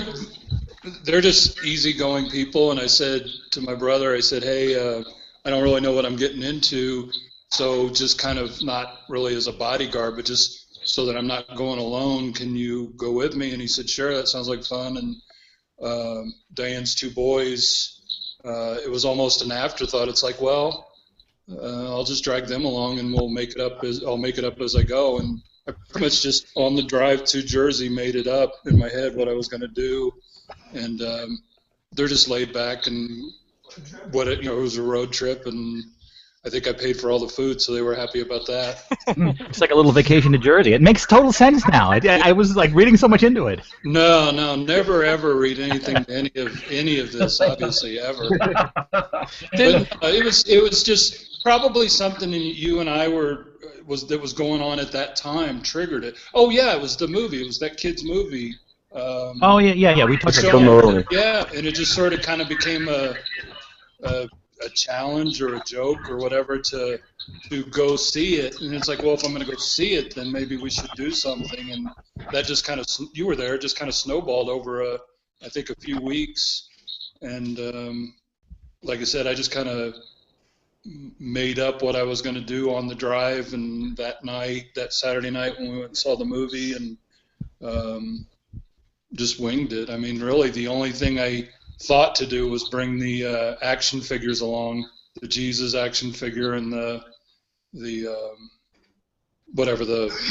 action figures that were used in the puppet show, and then I ran to Toys R Us and bought them as gifts, and I grabbed one of my copies of Alan Abel's book to give to you. Yes, I have that. Thank you. Yeah, Thank you. I mean, as always, no thought, no scheming, no. It was just awesome. I don't know. It was fun to do. No, it from the other side, it actually, I mean, it was very mysterious and puzzling, and that lack of information, the idea that we sort of we don't know anything you do, even if it's sort of random, felt like it was very meaningful. Except for Jen, the reporter, she wasn't buying any of it. It's one of those things. It's like, okay, well, if someone paints a piece of, is that actually meaningful? It's a canvas with paint on it. That's all. Hello? Still there? Am I still there? Yeah, we can hear you, but very faintly. I mean, so yeah, it's like anything else. The meaning is whatever people put in it. So it wasn't necessarily meaningful, but I don't think it was necessarily meaningless. It's just a piece of art or a creative project or whatever you want to call it, and then whatever people want to get into it or make out of it is what it's all about. I mean, yeah. So that's it. And then one guy that was there became a sitcom star, so that was good for him, right? I think his talent probably why he became a sitcom star. You didn't work behind the scenes with all your contacts in the entertainment industry to get him his sitcom? Oh. I worked with was desperately to get you on at the radio station, and that's about a lie. That's not true. Okay. It's funny, Steve, because I contacted that guy about coming on Coughcast, and he like wants nothing to do with anything that you're involved with. He's like, no. Yeah, he was very against it. Yeah, he. I think he kind of got burned. Did I lose you? No, you're here. You're here. He like everybody else, except I'm pretty much like everybody else. He just got burned out. I think Kurt and Jack are about the only two people that their burnout hasn't taken them to a level like that. And I guess Frank, you're so maybe. We still love this. I take long breaks from it, so I feel fresh now. I haven't really been involved for many months. See, I don't want to take a break from it. I love doing the Coughcast stuff, and it's funny that it's based all on you, Maddox. Like it's all around you now more than Andy, it seems. but like conference, it's just all it is his death. Okay, he faked his death. He really did. And it's I don't know. Steven, do you know where he is? Yeah, have you ever met him? After 16th, 84, yeah. You have met him after he faked his death. You've been in the same room as him. You've been in his presence. Wow, was that just new news? It never occurred to me that would be new, kind of like new news, I guess. Well, I know that you're saying it, but can you say it again that you have been in the presence of Andy Kaufman after he faked his death? So you're saying that you have met him. It depends. Is there like a grand jury? No, I'm just saying, like you said, like, oh, maybe you made up one thing or another, but now are you saying that, right now you're saying that you actually have met him? Like, have you met him recently in the last couple of years? You've been around him, talked to him? That I'm sure you know. I don't discuss line on how long he did live or didn't live or may live. I mean, I silly stuff like with whatever we did with the creator and stuff like that. But no, the only, and as far as if they're fibbing or lying, the other thing too. Where am I going with this? I don't know. Never mind. I kind of lost. But let me just clarify one thing. Just you're saying that after the date that he died, you were in his physical presence and you 100% know that he faked his death at that time in 1984. Yeah, I mean, that's a very incriminating statement. Yes. Just it could have been in 1985. I don't know. It was just like at some point you were in his presence, so you know he faked his death. Though he could be dead now. He may have died. Yes. Is he going to be on Letterman, the last Letterman show? Do you know? I mean, just to throw that out there. I mean, like I said, nothing post that time period is relevant to this. I don't know. I can't think of a good. But let's say if he were alive now, do you think he would want to go on the last Letterman show? Would that be something he would dig doing? You think, if he was alive? If he was. If he was alive, would he like to go on the last Letterman show and kind of do a kind of a weird gag kind of thing? No. I've said it before. If you no, return never. These audio problems you're having, is this like deliberate, or is it like you're like, we want to hear these answers? I didn't even realize I'm having a problem. I guess. Tell you what, is that better? You just never know. Sounds better now. Yeah. Does that sound better? Okay. Because Yeah. I'm had the finger over the camera. My finger over the camera because I'm not sure if it's just going to pop on at any second. So, but I was accidentally covering the mic, so no, it wasn't intentional. No, Okay. it won't turn on, Steve, unless you hit the webcam button itself. It won't go on. Yeah, but I got big fat fingers that I mean, remember that hangout we did a year or two ago? All of a sudden, my face popped up on the screen. Yes, and some people took screenshots. Yeah. Yes. So we know we know what you look like, at least in 2014. Yeah, and then here lately I put some stuff up from like the 90s. So. Yes, a young version of you, right? That was you, huh? Yeah, I think all that kind of came from the 91, 92 time period. So, what, I would have been 27, maybe. Hey, there's one picture where you have really short hair and you're wearing a suit. It looks like you're at a job interview or something, and you kind of look like Johnny Depp in that picture. Actually, yeah, that was a college project. So I was supposed to be somebody in an office. So that's just from a video, that it was a college project, but I'm supposed to be like an office manager or something. And yeah, that was like after I started working at Disney, and you had to wear your hair short. So that's where it's from. You watched The Running Man, right? Oh yeah, I have a copy of it, and a lot of its clips show up in. You know where he runs off to, right, at the end? I haven't watched it. I mean, the last time I watched it was maybe 4, 5, 6 years ago, so I'm drawing a blank. I'm going to guess Gibraltar. Yeah, that's where I'm from. Yeah, Awesome. I know you're from Gibraltar, so I assume, or Gibraltar, so I assume that's why you were asking. Yeah, I just found out the really bizarre because I only found out a few weeks ago. Yeah, I've never watched it in full. I have a question. Oh yeah, I have a question. The Fugly the Clown stuff. What do you know about that? Like, I'm just curious on what your insight to Fugly is, because you've never really talked about him. Not much. I mean, I know who he is, but that's not really relevant. I remember, like, he did some public access stuff with what's her name? Kurt would know her maybe. Tao? No, her last name starts with an R. Her first name starts with an M. Maybe Maya Rudolph? No, she had a public access show in L.A. She did a voice on South Park once. She, what the hell is her name? Anyway, it doesn't matter. It doesn't matter. I'll think of it. But no, I mean, I just little things. I remember seeing him on a public access show.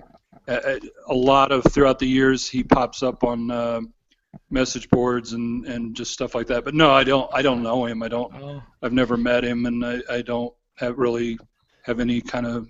So all the stuff. Remember, I messaged you about like this guy sending us names of your family, and you kind of hinted that it was Fugly. Is that something that you know, or? Well, as always, all these facts about things that I've said are just double talk. I mean, if you read carefully, I'm not saying it's him.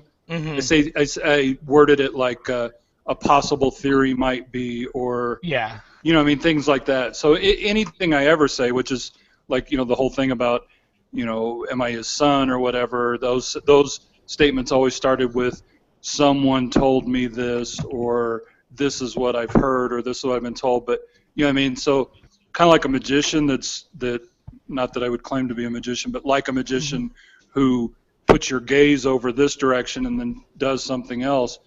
Pretty much anything I ever say is going to be seeded with those kind of statements. So no, like that thing with the turning you guys toward the Fugly thing that's what it was. That was just a misdirection. But I never said, oh, he did this. But it was a theory. And yes, I think I did say something about he sent me a message once with some names of my family. That was true, but I made it sound more sinister than it was. I think he just kind of sent me a sarcastic little tweet like, "Hey, how's so and so and so and so?" And that was stuff that would be easy to find online. You just do a search on my name, and eventually you might find. Like you do Stephen Maddox and Sam Maddox, and all of a sudden this thing pops up that might give you Dorothy and the name of a couple of my nieces or something, and that's all he sent me. So it's not like he sent me anything, sinister or whatever. But it made for a good little cutesy little thing where. Trust me, we did a whole show about it. We did a Kafcast about it. So, but to be honest, going back to the original thing that started it, as far as that Kaufman film account or whatever it was. Yeah. Yeah, that was me.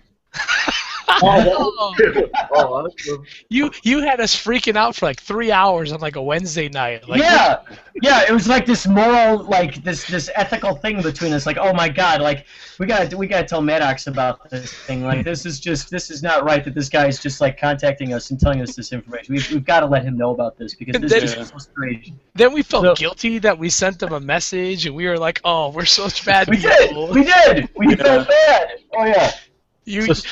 But to be honest, Steve, like when we were tweeting back at the beginning of the year, you gave me really good advice, and I don't want to thank you while we're here to be a little emotional with you. Oh no! But you gave me some not good only advice. is he the heart of a conspiracy, he's a life coach. Yeah. Well, no, He's big time.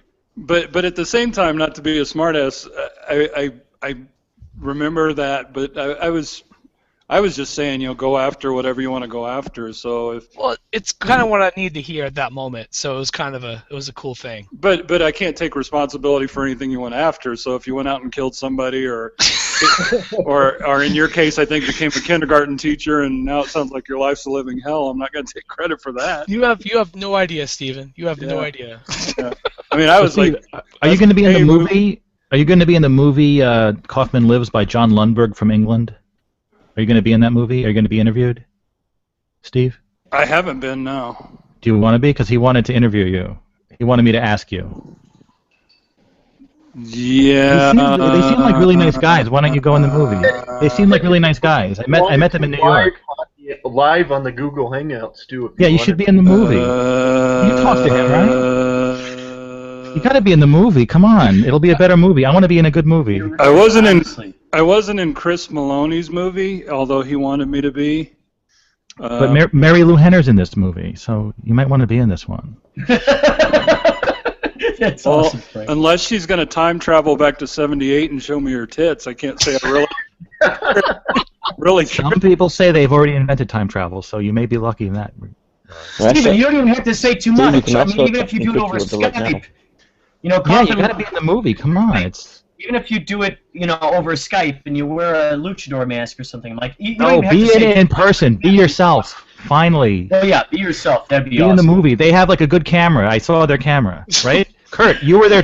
You saw the camera. It's a heck of a camera. Yeah, good camera.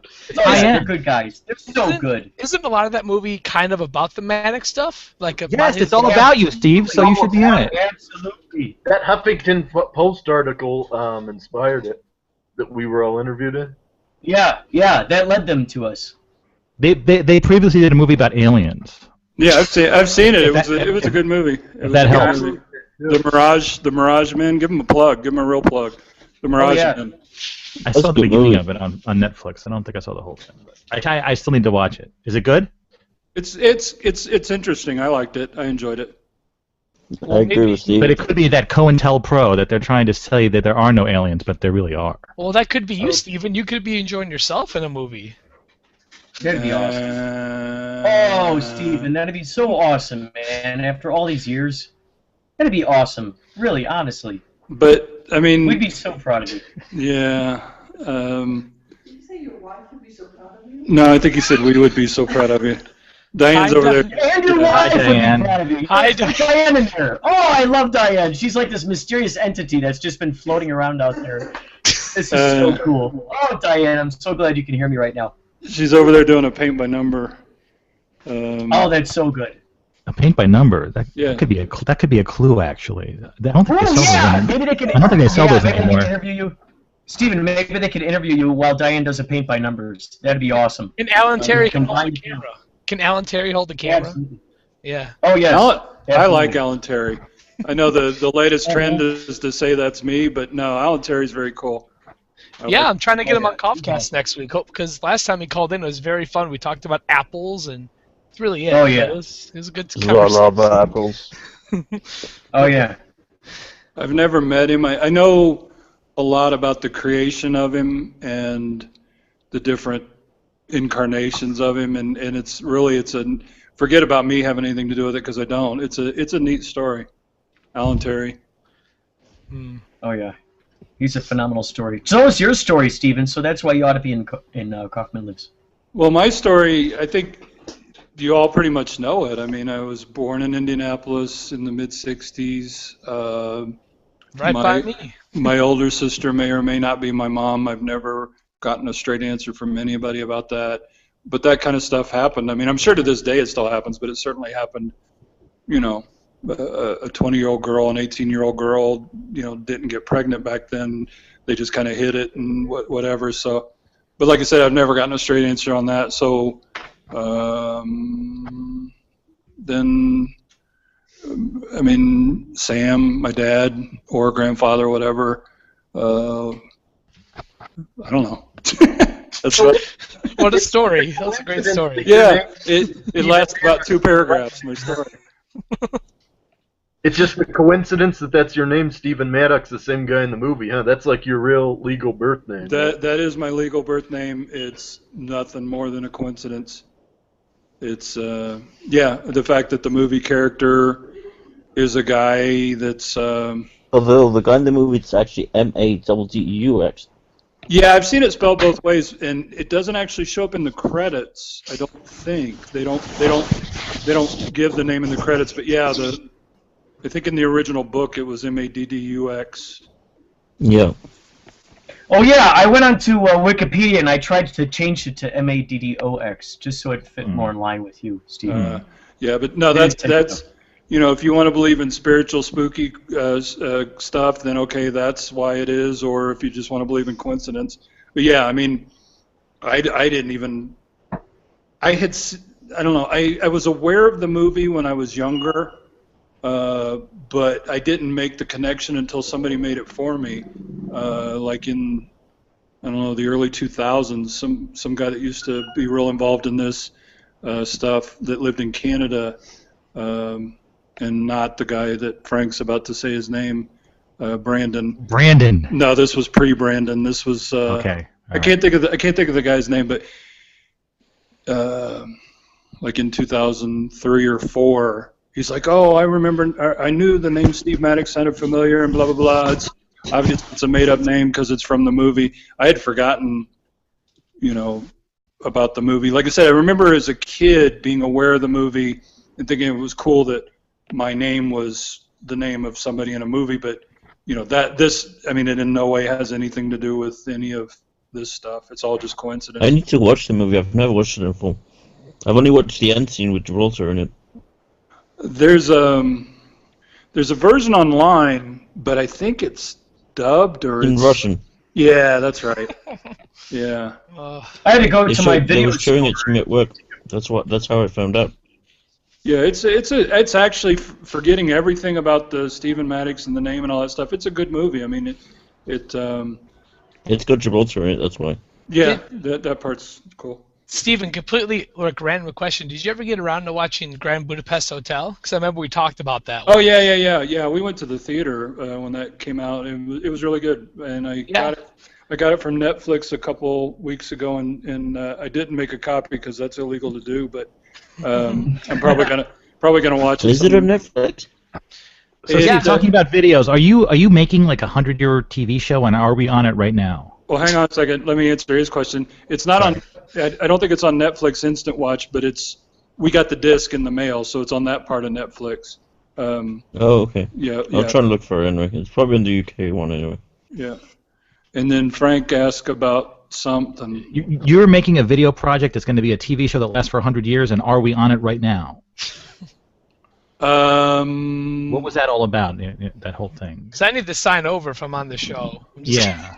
Man, that exhausted me to write that crap out, so all you just go back and reread it. I don't, you know, I mean, I can't. So you made up the fact that you're making a 100-year-old? No. You are making it. Yeah. I'm not saying it's made up. Even so, Christoph. I'm saying the explanation of it is. No, I know. It's like the idea that you're personally generating and saving all this video for years and years and years, and then eventually, after you die, it'll be a TV show that'll be on in the 2100s, right? Starting on my 100th birthday, May 9th, 2164. Oh, we're all gonna be gone. Can we? And are we on the show right now? Like, will you include this video on the show? This video. It's got to get a bit. It's got to get a bit. It's got to get a bit more exciting than this. So we need to we need to spice it up a bit to get on the show. What is the name? What is the name of the show going to be? Oh, that's ever changing. I don't know. Whatever the show. I mean, whatever the last thing before I actually die that it would be. And how many hours have you filmed so far of this show? There's no way of knowing. I don't know because this hundreds, thousands. I mean, thousands. Yeah, thousands of hours. Yeah. Well, since we're gonna be dead when that comes out, can you give us like a description of what it is? Yeah, we're just give us the season. By the time this airs, we'll all be dead. So you can tell us everything. Just tell us everything. Andy Kaufman faked his death, and that'll actually be teased up until the 2000, the May 16th, 2084 episode, and then that's like I've said before. That's when part of the show will be, proving. Guys, I've got an idea. So if somebody hasn't been able to muster up the whatever to get him exhumed before then that will get him exhumed and. So you'll reveal all of the really good evidence at that point in 2084. Yeah, I guess that's a good. I guess. I'll make a note of it. I gotta get healthy so I can survive. Oh, I gotta start working out more. Like my nieces and nephews, they were just born a few years ago, so they could be alive then. So I should tell them to watch out for that in 2084. You want to not get sued by the family? Is that why you don't want to reveal that now? No. I mean, they're a bunch of crooks themselves. I mean, they have nothing to. That's why they don't sue anyway. That's why they wouldn't sue Bob, and that's why Bob doesn't sue them. And everybody makes a lot of noise, but no, they're criminals just by. Do you think they're all in this together? Who do you mean? Who what? Bob, the Kaufman family and Bob. When they criticize Bob and Lynn and stuff. I don't know. I mean, it's like a love-hate type thing. They're. I look at it very literally. I mean, you're looking at a small group of people that committed a crime and participated in this crime with him, and then you've got the people then on the outer circle around that know, but they don't know. In other words, so you got this small group that actually did the crime, and then you've got this group right outside of them that know they did it, can't prove they did it. So then there's going to be a tension between those people. There's a tension between Michael and what's her name? What was his? Lynn Margulies. Because those are two people that were inadvertently forced into committing the crime of the century in a way, and then you've got a guy like Bob who wasn't a participant yet, knows, so they have to be, they're uncomfortable with him and what he's going to say and what he's going to do, and the thing is, like, the Kaufman family really. Steve is in that book, Zamuda's book. Zamuda's saying Andy's, still alive and stuff, but Lynn is saying that he died. Like, it's so weird to have a book co-authored by two people that knew the guy, and that they're so different, their stories and stuff. Lynn could just be bluffing. Yeah, I was going to say, you have to step back, and you always have to look at this stuff like, okay, he did do it. I mean, he did it. He absolutely did it. He faked it. And he did it in the way that, for the most part, I've laid out over the years. If you've been paying attention, the core, forget the fluffy stuff, the core of how he did it with just, the very few people. And body double too? That's the core? The Nate thing? You lost me. What did you say? The Nate McCoy stuff, the body double, how he took on his identity. Is that part of the core story, or do you just go? Yeah. I mean, but that's where I was going with this. Then you got to figure, okay, Lynn is A, using wrestler code, and B, doesn't want to go to prison. So she's saying it. It's like, okay, after 30 years, she's just as fed up as Bob and Michael or whatever. They're all fed up, but she's not going to come out and incriminate herself by saying, so this book is this weird hodgepodge of she's trying to dodge but also be slightly truthful but still dodge, and Bob is trying to be careful not to send people like her and Michael to prison, but at the same time he wants to get the word out. So he even knows a lot more than he's letting on do then, yeah. Bob, I mean, well, he does. I mean, I don't know what he does or doesn't know, but I know he. Well, I don't know. He's being very careful to not point fingers, but at the same time trying to get people to believe it. You know, and then there's even on the magazines in the UK, like in Europe. What about it? What? Like the whole thing, like when the book came out, and then when the Andy Kaufman Awards, and then like when Michael went on CNN and stuff, it made like the papers everywhere in Europe. That's cool. Yeah. So it shows you like basically, you know, if it makes headlines, you know, controversy creates cash, I guess. But I told them this, Steve. I don't think Andy, if he's still alive today, he might have died 10 years ago. I feel like he won't come out just for the reasons you laid out.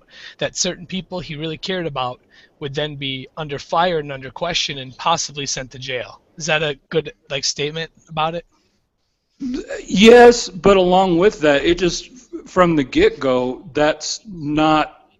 it was never a consideration. It's never been a consideration for there to be a reappearance or whatever, because then it's just a gag. Then it's just, holy cow, who would have done that for 30 years? Holy cow, that's crazy. But then that's all it would be. But he does want to trigger an accusation, like you said, someday. Well, it isn't about not wanting to trigger an exhumation or trigger an exhumation. It's literally until there is an exhumation. I don't know. Steve, like those videos that we recorded apparently like close to the motel. I had trouble understanding you. What'd you say? Like those videos that we recorded when you're like at a motel or something. And the guy that walks past. Is that meant to be him? Greatest story ever told? Yeah, like when it's on one of the Andy Kaufman on the final Andy Kaufman Lives video. He's talking about, on the Andy Kaufman Lives, with a guy walks past the window where you put the text down there. I'm sorry, it was so hard to walk past. Oh yeah, and the guy in the Circle K. Like, who is that guy? That's Lynn. That's a guy named Lynn. And is that Andy Kaufman, or is that just some guy named Lynn, or could that be your real father, and not Andy Kaufman? Yeah, those are the questions I guess you would ask if you saw that. I mean, I would say, like, for me personally, from those pictures, like, I don't think he's Andy Kaufman, but he could be someone very important to you, right? So who are you saying that he's Andy or he's Lynn? I don't think I'm saying either. I'm saying his name is Lynn. Or he used to be Andy, but now he's Lynn. He looks something like Andy, but not that would be weird if he was sort of just happened to look something like Andy, right? Older version of Andy. As Stephen would put it, like he's the body of Andy Kaufman, but the spirit of Lynn, something like that. Well, I mean, I can't drive home enough. I know. All this has ever been about is the fact that he faked his death, and all this stuff surrounding that is just, I don't know, tools and mechanisms to get people to think about it, to wonder about it, to ask about it, to question it, because this will be all this stuff. So fanciful deceptions, let's say. Hey, Steve, did you write that book? Who's this? Is that Lynn?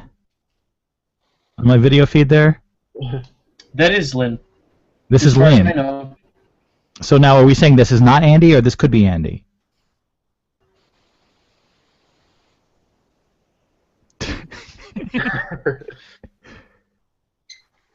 It looks kind of like Andy. I seeing him on like the video like that. Oh! Look who it is. Alan Terry's here. How can they be here at the same time? Hello. Hello. Alan, how are you? Alan, what's up? Oh, I'll tell you, I've had a heck of a time getting logged on. It's taken me 2.5 hours to figure out this computer. What is this? The best show with Tom Sharpling? I mean. Alan, have you ever met Steven? No, Steven. Yeah, I have a friend, Stephen McMurphy. He was a good guy. one of them Irishmen, and he was really a good friend. I really want to hear Steven and Alan talk at the same time, just for laughs. But I think Steven went to the bathroom. Oh, okay, yeah, that's kind of funny actually. So, what are you guys doing? You want to talk about some stuff yet? We were actually talking about red apples. We're conspiracy theorists. Oh, yeah, that's good. I got some conspiracy theorists for you. I'm eating an apple too. That's the thing. Look, green. Number one, everyone. It's definitely red. What is this Coughcast episode 5 again? Like, let me tell you something. I had a hard sequel. time finding this apple, and everybody made such a big fuss. I told my nephew Johnny, I was like, Johnny, you got to get an apple because everybody expects it now. It's my thing. So who am I talking to here? a lot of people. Why haven't Alan? I see 3 people who are sitting really still, and I see someone with a cat. That's Frank. Here, I'll put a shirt back on so you can see me. Yeah, jump online there. So, Alan, where do you live, Alan? What part of America do you live in, or do you even live in America? Well, right now, I actually, believe it or not, I'm renting an RV, and I'm parked out here in Huntington Beach for the summer. Huntington Beach, California? Yeah. New Mexico? Hey, you should go and see Kurt. Which one's Kurt? One with the headphones on. Oh, yeah. Where are you, Kurt? California. Some people I can hear better than others. You know, I originally, you know, I'm from the East Coast. I spent a lot of time in Chicago, but you know, right now I'm basically staying in the Southwest, you know, New Mexico kind of area. But like I said, I wanted to get the RV and see a little bit of the country, and you know, is the guy with the headphones trying to say something? No, I'm listening to you, sir. I have to go to the bathroom. I'll be right back. Okay. But yeah, me too. Alan, if you're ever in Chicago again, let me know. We'll go apple picking. Oh, that's great. There's some good fruit in Chicago, but it gets too cold sometimes. You know, the cold snap kills the fruit. Yeah. That's the problem with it. So what you been up to? Have you been listening to the Beatles? I know you love the Beatles. I love the Beatles. They suck. Let me tell you. You know who I love to listen to? I love to listen to Nirvana because they make me so mad. I listen to Nirvana and John Lennon, and they make my blood boil. You know, there's a lot of hidden messages. You talk about conspiracy theories, and you know, the Beatles is #1. And what do you think they had that revolution #9? What happened to 1 through 8? We were talking about the Paul McCartney thing earlier. Is this Paul? I'm William Campbell. It sounded like maybe you could have been Paul McCartney. No, well, he's do you dead. come from a British area? No, I don't know about British people. When John Lennon married here in my hometown, Alan. I'm sorry, I don't understand British. What did you say one more time? Could somebody tell me what he said in American? Alan, be nice to our foreign friends. Paul? Hello, Paul? Paul. Hey, Paul. I'm sorry, can you say it one more time, but in American? I was just saying that John Lennon married here in my hometown. Wait, real quick, Frank, is that the monster mask from the AKPC? I'm so That's confused. awesome. I'm too old for this fast-moving stuff. I don't know who's talking and what's happening. I see a lot of things flashing on my screen. Johnny, why are there 2 videos? I bet you Frank didn't realize he can't hear with that mask on. Whoa. Now there's even more people flashing. Oh, this is getting weird. They're talking at the same time, guys. So Stephen, I wanted to ask you. Okay, so Bob Zamuta's book is very close to the narrative, to the story that you've been telling all this time. Do you think he just basically stole the story from you and just kind of like configured it? No, because the story is the story. The story is what happened. So, all I've done is kind of retold the story of what happened, but in a long, drawn-out, silly way. And Bob is telling it in a way that he can tell without sending people to jail, but at the same time trying to accomplish something. I'm assuming that, I don't know. But no, it's not. It's like if I wrote a book about Kennedy getting shot and somebody else wrote a book about Kennedy getting shot, the similarities would just be the fact that Kennedy got shot. It wouldn't be like, we stole anything from each other. So no, I mean, I can't, I'm not trying to be funny. It's just that's what, for the most part, what happened, and so he's writing about it in the way that he can, and he's, if you look at it, you can see he's writing it very carefully, trying to, he's got to be careful what he says and what he does, and he's not going to write a book saying, "Hey, I know," Do you think he knows where he is? No, none of them do. Oh, he's really been gone for 30 years, huh? The catch is, and I guess it just depends on whether or not you've caught this and things throughout all this crap is, no, I mean when he did the switch with the other person, he did not let them know who the other person was. So we used the name Nathan McCoy, blah blah blah, and he used the name Nathan McCoy as an alias in the hospital and blah blah blah, but he did not share with them that name. That's where this is mind-bogglingly cruel or mind-bogglingly cool, however you want to call it. But no, the name of the person that he traded identities with, the person who died, they don't know that name. So really you have to get it in your brain that they when he walked away, he might as well have been dead. When he said in that document, but did he take that guy's identity or not? Yeah. I mean, he took that guy's wallet, right? I mean, right, Frank. Picture if you and I just kind of look similar. We were similar age. We're not twins. We don't even look like brothers, but we're similar. And you and I literally trade our paperwork, driver's license, social security card, birth certificate, and then I die, and you go out into the world as me, and since we haven't committed the typical crime of insurance fraud or anything like that, nobody comes looking for you. You just go on and live your life as me. Oh, and you're saying no one else knew that name? Like correct, no one, yeah, Lynn Margulies or the father and mother, no one knew that. Wow. No one knew the name of who he was switching with, which then allowed him to just walk away clean. And was there a woman involved, like in one of your versions of the story? Which one? What? Where? I don't write this. I don't write this shit down. No, I mean I'm saying it was your sister in one version of the story that he sort of went away with, Yeah. But see that yeah. Not really. That's stories. That's just stories.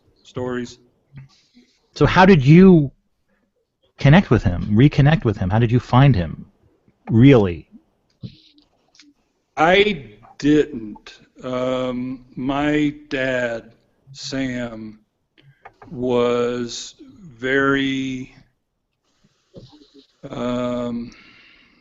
involved in the underground gay scene in Hollywood. He was kind of a guy that could make things happen as far as, if you wanted a liaison, boom, you had a liaison. If you wanted, to have some secrecy to do this, you did this. If you wanted to get your hands on this, you could get your hands on that. He was kind of a person that made things happen in the Hollywood, like I said, the not so underground but underground scene for gay people, and so he had a lot of friends and a lot of acquaintances in that world, and that's very much a world that Andy Kaufman was a part of, and that so matches up with Zamuta's book too. As far as Andy being gay? Yeah. Yeah. See, it's funny because you always, when you know something, it's weird to see that people don't know that as well. You know what I mean? It's always you forget that people don't. I guess I don't know. I guess it just doesn't occur. I had a guest on Comcast. You're saying Andy was gay? Very much so. Yeah. Yeah. He wasn't bisexual. He was gay, and he was hiding it. He was in the closet while he was a celebrity. Well, I mean, did he go out on Merv Griffin or Mike Douglas and say it? No, but was he? I don't know. I mean, yeah. That's how your father. Is that how your father encountered him or met him through that scene? Yeah. Yeah. Okay. Because I had a guest on Kaufcast, Ruby Tuesday, and I brought that up to her, and she's like, "No way." Him and I screwed around so much, so I figured he might be bi. Well, see, that's the thing. How do you define bi? I mean, if a gay guy has no problem with sleeping with women because it's a lot more convenient and safe and easier to do you label him bi? I guess you could, or you do, or you don't. Yeah, I mean, I've never. I don't know. I'm certainly not one to be able to understand or explain how labels go, because labels are just, they are what they are. I mean, in my opinion, millions of people across this country are gay and happily married with kids, or they're straight and they're in gay relationships, because to me, and maybe it's just because I grew up with Sam and saw the world, in a different way through him.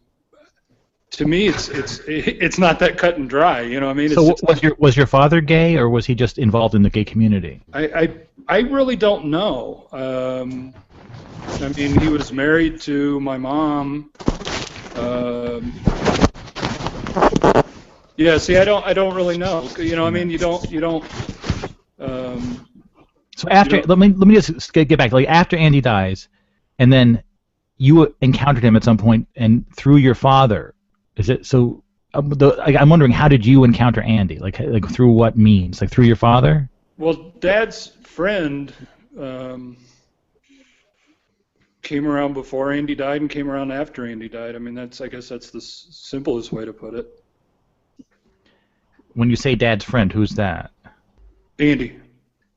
Okay, so he went and saw your father after he faked his death.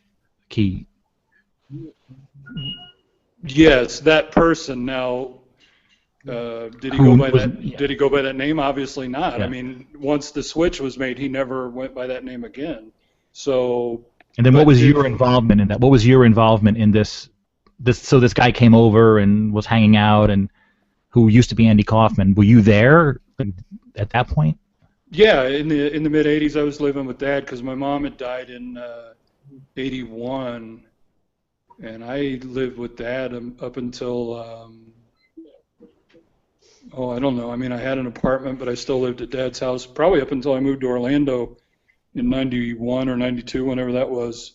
So you would be there at home, and this guy that clearly was Andy Kaufman would come over, and he knew you, you knew him. Is this sort of, 100% because of this, right? Like you've. Yeah. In other words, yeah. I mean. Once again, unless you've got a grand jury in the room with you, and then as usual, I'm making all this up. Well, no, it's interesting because it's another. I may be mistaken because I have been a bit out of touch, but this seems like somewhat new information. No, this information has been around since. So I just haven't really been since 1984. It just depends on when you got involved or how much you've listened or whatever. But no, I mean. Steve, were you the one who sent the email to Howard Stern? Sent an email to who? To Howard Stern. I've sent emails. I don't know which one you're one talking that says about. That, one he read on the air. Sitting in the park with a huge grin. Oh yeah. Yeah, I wrote that. Yeah. Oh, nice confirmation. Yeah. When was the last time you saw this person that used to be Andy Kaufman? What was the date of the last time you saw him, approximately? Like I'm going to answer that question. Hey, I had to try. Come on. I can answer that question.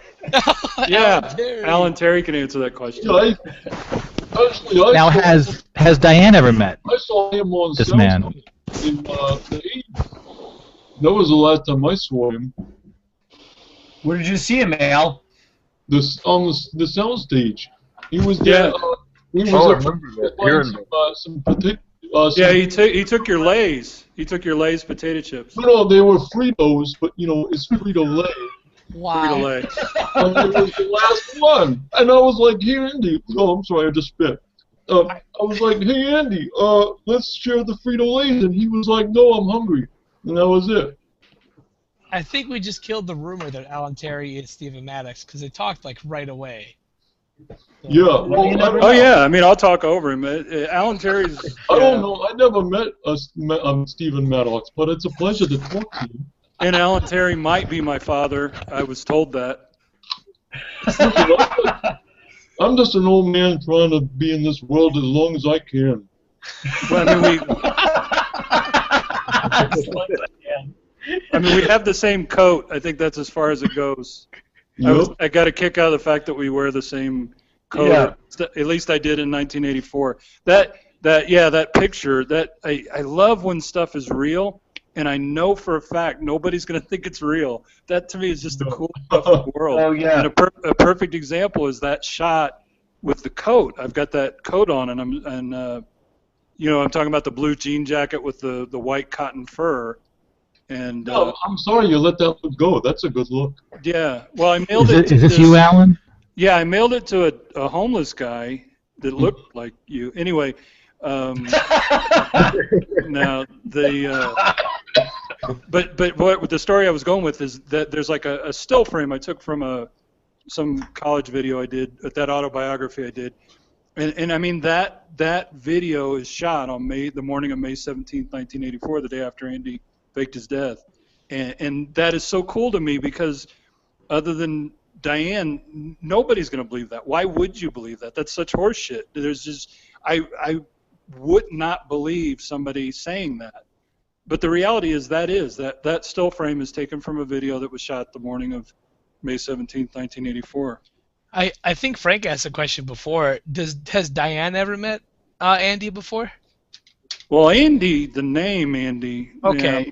See, I'm The gonna man who used to be Andy. It makes my skin crawl when I start saying shit like that. The Andy was the Andy. And the man who artist used to formerly be known as Andy Kaufman. Yeah. Fetch. Has she ever met Fetch? Yes, she met Fetch. Fetch. Yeah, I remember you told me about Fetch. Let's just call him Fetch from now on. Fetch. Yes, Fetch is actually Fletcher, nicknamed Fletch, but because he's deaf, it sounds like Fetch.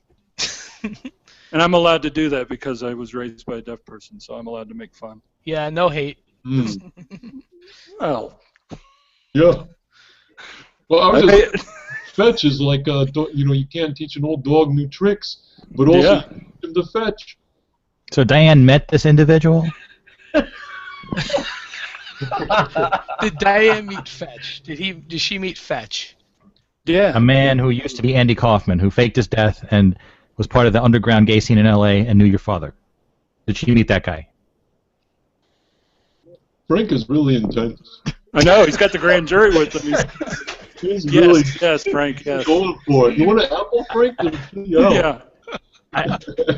He's a vegetarian, so he doesn't like apples. Well, it's fruit.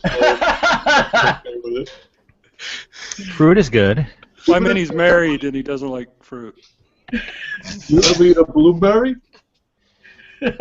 It's a little tart if you don't put it in sugar. Most people don't know that. This is all the gay slang I'm not really familiar with. Oh, yeah. Well, I'm 82. I've seen a lot. Well, you got cured, right? According to the video, you got cured of the gay. Well, listen, don't get me started on gays. Because the thing is, I think that this world needs to be accepting of all heterosexuality. And the gays are the ones that don't accept it. Because they don't accept the heterosexuality as much as they do the pretend world. How come everybody gets quiet and then laughs after like dude. So, Because that's what started the AIDS, I think. Alan Terry started it all. So, Yeah, Stephen, I wanted to ask you, Stephen. Now, for the 13th, we've seen on the Twitter accounts, March 13th, 2015 is supposed to be the day that Kaufman returns. Now, of course, that's comic relief. Now, I talked to John Lundberg, and he says that comic relief in the United States of America has been dissolved, but the UK has now kind of accepted it into their Red Nose Day stuff. That's happening tomorrow. Do. That's happening live. They do like a sort of gala event, and they collect money and stuff. Do you so Stephen? Do you think that Zamuda is going to try to bring an Andy Kaufman guy onto stage there tomorrow? Oh, my guess would be as good as yours, and I wouldn't take the time to guess. I don't know. I mean, I don't know. I mean, I could make stuff up, but it's not like he's somebody I talk to, or all I can say is he'd probably be publicizing it though, wouldn't he? Like, this is Andy's welcome back home show. No, probably not. He would probably say that he already did that with the book, and then you let some downtime go between the book and this event so that things kind of die down, and then boom, all of a sudden the event happens and everybody gets excited again and they're scratching their head and could it be, and so I think I would all I can say is if I was doing that, I don't know how Bob does stuff, but if I was doing that, yeah, I would let things die way down before the event, and then boom, let the event be its own thing as far as shocking everybody. And oh, that's very cool. Yeah. To answer your question, in England, what they do for comic relief, it's like they collect money for charity and they just play comedy sketches and stuff. Uh-huh. That's basically what they do in the UK for comic relief. Do they do a show? Is there any kind of show going on? Yeah, it's like a gala sort of thing. Okay. Yeah, Google the real comic relief, and it is England. I mean, it's comic relief in England and Red Nose Day has been going on since the 80s, hasn't it? I think. Yeah, it's Is that a Children in Need special? Like they have all the Doctor Who stuff. Yeah, it's the same thing. Yeah, same thing. Okay. And a lot of Doctor Who. Pretty much. Talk about time travel. Comic relief is like associated with the British Broadcasting Corporation, the BBC. So. Yeah, I learned singles and stuff. I learned a lot about Red Nose Day from the Ricky Gervais show, which is gotta love Ricky. Ricky Gervais show with his podcast. Stephen Merchant. Where they animate the podcast and the podcast too, I guess. My buddy animates the podcast. My buddy is the one who made Max Neptune and the Menacing Squid, the visual effects artist. He's the one who helped. He was a part of the team who helped animate that Ricky Gervais podcast. Just to let you guys know. Oh, really? That show is really good. It's very cool. You can tell it's got a Hanna-Barbera kind of connection too. You can see it that it's. I mean, Ricky Gervais himself kind of looks like Fred Flintstone in a way. Yeah. His name is Colin Fleming. He's a phenomenal artist. Colin Fleming. Yeah, Max Neptune's a great movie. If anybody has not seen that, they should. Thank you, Stephen. That's awesome to hear from you. Kurt, you are Max Neptune. He's sort of like a Flash Gordon type character. That's what Kurt. Absolutely. On my phone, that's Kurt's name. I've seen part of it. I've seen it. I watched part of it. He gets in a fist fight with an alien that has a whole bunch of hands, and it's very cool. What movie is this? Max Neptune. And the Menacing Squid. Here, hold on. Let me give you the postcard. There's the DVD. See, there he is. That's him. That's Kurt. It's inspired by the old Commando Cody serials and Flash Gordon and Buck Rogers, of course. Captain Video. Oh, that's cool. There's the bad guy, Dr. Agach. You can see him right there. I think I actually saw you moving in a local store, Kurt. Oh, did you? I think so. Well, I know it's national playing distribution. It's playing on a channel called Shorts TV channel. Yeah, go on, John. Okay. I've seen that channel. I was gonna say something exclusive with me. I might be on Big Brother this season. I'm trying. I've been talking to people. Oh, really? Yeah. I used to love that show. Yeah. Good old reality TV. What about that? Yourself into that. Now, what about that house you went to? Do we know if can Steve shed any light? Or is that really Andy's house? Well, I'd have to give the location out. But yeah, just give it out. Whatever. Come on, just throw it out there. And Steve might know what it is. No. Is there a house? No, we can't. Is there a house that's under renovation that Andy Kaufman used to live at or lives at? That's sort of the question. Yeah. For me? Do you know about this house? No. No. There's like a house in somewhere in the Midwest and 40 degrees north, 40 degrees west, or.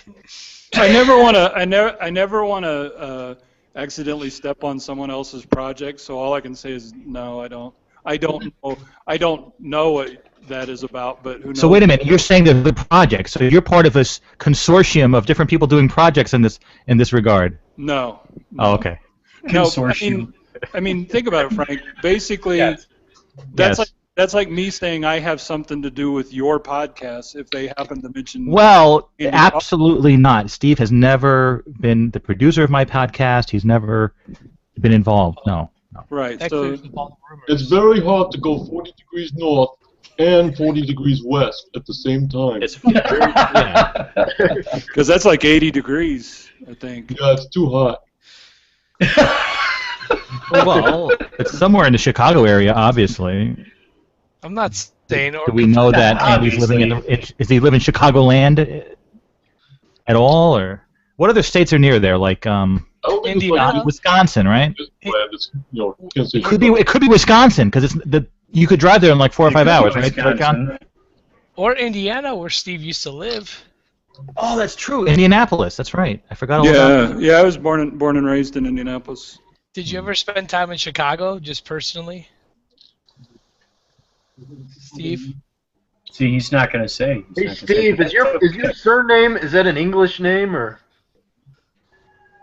This is why we're both very secretive. I like this Steven guy. So you're still in Albuquerque, New Mexico? You got to be careful with how much you put out in the media, because, I met Andy Kaufman once at Soundstage, and, after that, people were like, trying to talk to me and be like, hey, you talk to Andy Kaufman.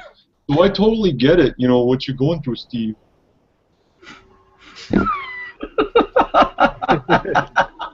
You guys, celebrity just by being associated with one, and then you are a celebrity also. So it's like a double whammy.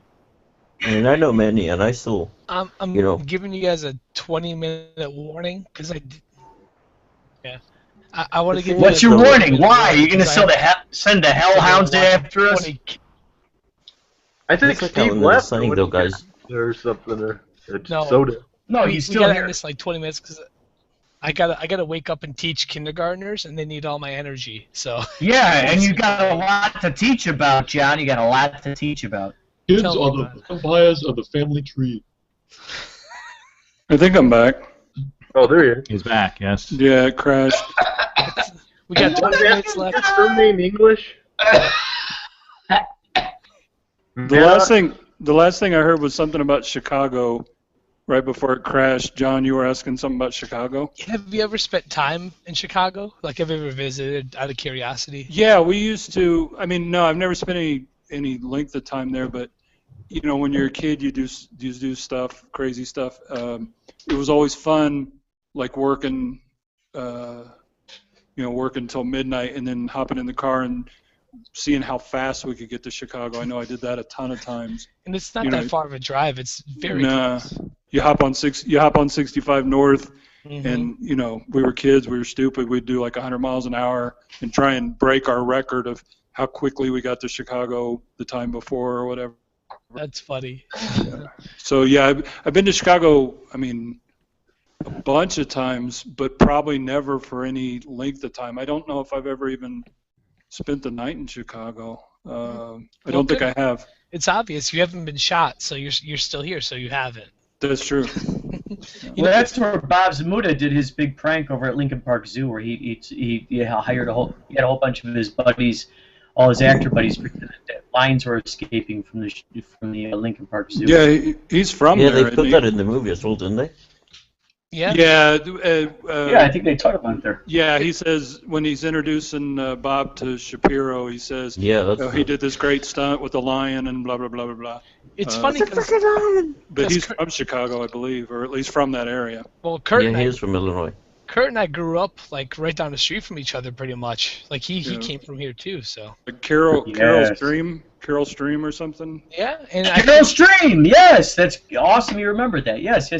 I'm pretty. Well, that's because every credit card bill you ever get says from Carol Stream, Illinois, and so that's crazy. So when you say you're from Carol Stream, then all of a sudden you link up that credit card bills and creditors are in Carol Stream or something. Yeah. Do you know how the town got that name? No idea. Well, just so happens there's a guy named Jay Stream and his daughter Carol. She happened to have gotten into a car crash and she was in the hospital. She was in a coma, and he basically told her. At this point, he made the whole town, but he didn't have a name for it yet. And so he told Carol. He said, "If you wake up out of this coma, I will name the town after you." And so she ended up waking up out of the coma, and he named it Carol Stream. And I remember going to this parade when I was really young, and she was on the back of the car, just like a beauty queen. She's like waving to everybody in the parade. So I actually got a chance to see Carol Stream. So she's a real person. She actually lives in Arizona right now. I remember you telling that story, and I Googled her. She's still alive, right? Yeah. Oh my gosh, you remember that story? That's awesome. You Googled her. Oh yeah, like years and years ago you told that story, and I remember looking for pictures of her and stuff. Yeah. It's funny because another connection with the Kaufman stuff, his sister currently lives in the Chicago area. Yeah, and Mary Lou Henner's from there, isn't she, I think? Mary Lou Henner. She's going to be in the movie. Oh, that's right. Oh. Yes. Kaufman lives Is she the only taxi member in it? See, that's what I was... Is Mary Lou the only cast member from Taxi in the movie? So far as I know. I think so. I thought that trying to get Judd Hirsch too. Because when I remember when I was thinking that Steve was Andy's son before we were told tonight that was a story, like just having Andy's sister living in Chicago, which is close to where Steve was, and this location. And her name's Carol too. Yeah, it was just strange. Well, I really want to get a hold of Tony Danza because he's the only one who has the footage of Tony Clifton showing up to the taxi show. So I'm going to utilize whatever connections I have to see if we can actually put that footage into the Coffee News documentary. I think that'd be a lot of fun. You guys know who Sam Roberts is? No. I actually met Tony Danza once. At the sound stage. No, actually, the good guess. But this was at some kind of like a violin concerto. Sponsored by Goodyear Tires. Yeah, I don't remember the sponsor, but it was somewhere in one of them like Whittier's or somewhere in the middle of the area when I was visiting Huntington Beach. And a friend of mine called me and said, let's go to this thing. And there's a bunch of violin concertos. And I said, and then Tony Danza was there for some reason. And I was getting my program and stuff. And I saw him up getting ready on the stage for the mic check. And I was like, hey, Tony. And they told me to be quiet, but he looked up. And so we kind of met. Yeah, it was the Nixon thing. It was the Nixon. The Nixon library. The president? It was the library. Might have been, Yorba Linda. It might have been somewhere around there. Yeah. I mean, like I was saying, this Sam Roberts guy interviewed Tony Danza, so he could actually try and get you in touch with him or something. Really? Yes, please. That'd be great. Your buddy knows Tony Danza? Come on. Angela, where's Mona? Mona, where's Angela? Angela, where's Jonathan? Oh my God, I had a nightmare like that the other day. You know what I've never seen? I've always kind of assumed that footage is lost, just because, to me, logically, it would have shown up somewhere by now. I mean, he may still have it, exist. but I'm sure it does. Yeah. You gotta get it. Come on, that's gotta be some good footage. I just want to let you guys know. Bob Pagani told me that from the Slycraft Hour, the daughter of the what were they called? The Nunnebergs or the oh man, I forgot what their names what they were. The people that Kaufman actually he wrestled this one gal right there. It might have been. But that daughter, apparently, there's a sex tape out there of her and Kaufman that has not been released yet. So that's kind of interesting. Oh, nice. And could you interview the people at the meditation cult that kicked him out? That would be really good footage if you could find that. That would be. Find those people. They've lived very healthy lives. They're probably still alive. I should get them on Comcast. They kicked them out. I should get them on podcast. But it's one of those. It's one interview of those, them, please. Like every other story, though, it always grows and blows out of proportion. I mean, my understanding is he was going to go to some function, and the new head of the organization, this woman, said no, he can't go, and then eventually, everybody steps in real quick and goes, no, he can go. But so in other words, he wasn't kicked out of anything. He wasn't even really, he was only momentarily rejected from it. But it's like everything else, it grows into a story and it takes on a life of its own. Yeah. It was basically like a retreat sort of thing they do every year. Yeah. And they thought they thought the wrestling stuff was real, and that's why supposedly they chucked him out. Yeah, it's in one of the books. They go. And that's where I got it from.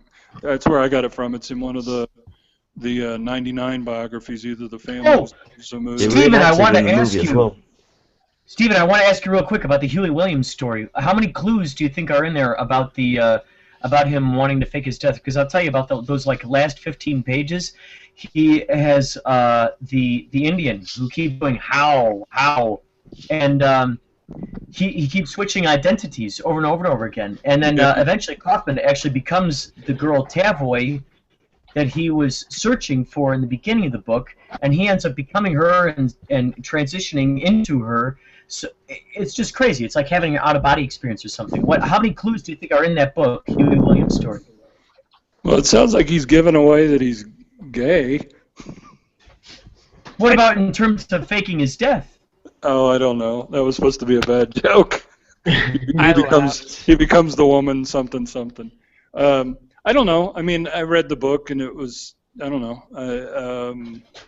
I couldn't say because I never looked at it from that perspective and tried to counter anything. So, I mean, I'm not saying there aren't, but I just read it, for I took it at face value, and when I read it a long time ago, and just I enjoyed it to a certain extent, and I think it rambled on a lot.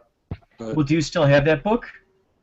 No, I mean, like other books, I've had it, owned it, and then wound up giving it away in a stupid contest or something. And then, I mean, if you asked me where was my most recent copy of Huey Williams, I would say I probably sent it to you, but I'm guessing I didn't, since you didn't say I did. See, but collectively, we all have all of Steve's possessions. He's mailed them to us over the years. Yeah, I mean, I move every year. We just moved a few weeks ago, and we always. That's the thing when you move that much. You still in Albuquerque? Stephen, I still have your bag of stuff, Stephen. This to me is like an artifact. It belongs to the Smithsonian. I would have said that was. I would have said Huey Williams was in that, but I'm guessing it wasn't, since you're not saying. No, but you did give me the Last Will and Testament, which is awesome, and the estate stuff. Yeah. I love this bag, man. You gave me such kick-ass stuff in this thing, man. Thank you for that. So you're still in New Mexico? Could you go to Truth or Consequences and hang out with PQ River, maybe, or are you around there, that area? Would I or would I? Are you near there? Could you go hang out with PQ River? I mean, I don't know how far it is. I mean, I've seen it on a map, but I don't. It seems like a fun town. 3 hours away or so. Yeah. Do you guys remember this from one of Steven's videos long ago on Andy Kaufman TV? Yeah, Hold on a second. Oh, that's cool. Remember this guy? He was awesome. Steven animated him. Yeah, that's I made that out of clay. Yeah, I use that actually. I've used that in a ton of stuff. That I mean, you probably won't see it if you don't live 100+ years, but yeah, I mean that thing was in so many projects. It's insane. It'll be on in 2094. The animation episode. Speaking of which, I don't know if you guys heard about the Jared Lawler DVD. No. His matches with Andy have been included on his new DVD.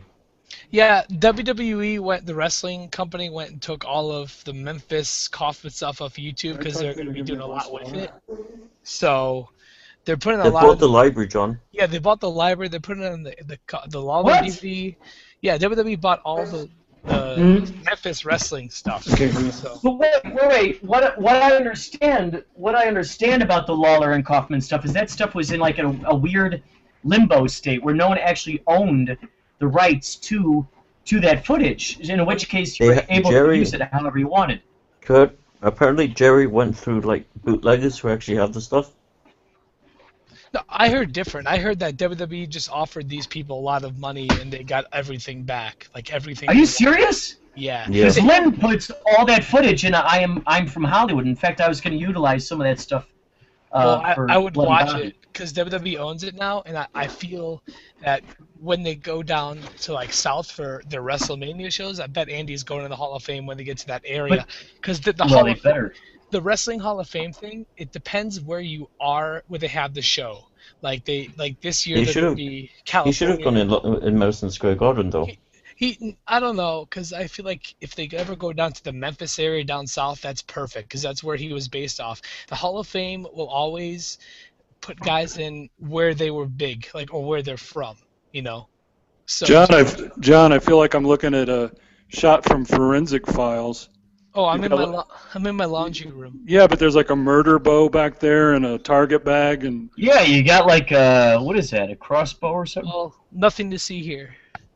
Ah! Does anybody ever watch Forensic Files? I mean, No. there's blood spatter right below the bow, and there's DNA evidence on the handle of the bow, and the target bag has semen on it. Oh boy! I just bought this. That's probably getting a lot of DNA down there. This is from my taxes. It's really nice. You bought that from your taxes? Yeah. Where are you shooting with that? I do. What kind of things are you shooting? I do like targets. Like I don't go hunting, but I literally the target bag. Yeah, my backyard. That's his target. But yeah, basically like with the old Andy's thing. I mean, when they did it in 2013 in New York, he should have gone in then, in my opinion. That's New York though. He never went to WWE. But he used to go to Madison Square Garden as a kid and stuff. It would have been nice. He was based out of Memphis, so that would make the most sense. But WrestleMania will never be in Memphis. You have to be realistic there. Yeah. But anyway, I'm gonna let this keep going, but I do have to get ready for bed. You guys can keep talking. Kurt, just text me when you're done, and I'll shut this off. Okay? Oh, good. Oh, okay. Wait, hold on. You're gonna go. How are you gonna wake up when I text you and you're gonna go to bed? You're the guy responsible for this on your channel. It takes me about an hour to get to sleep, so I'll be up. I'll just run in here and turn it off. Wait till you get to be 82. I know. You Yes. get an hour to get up.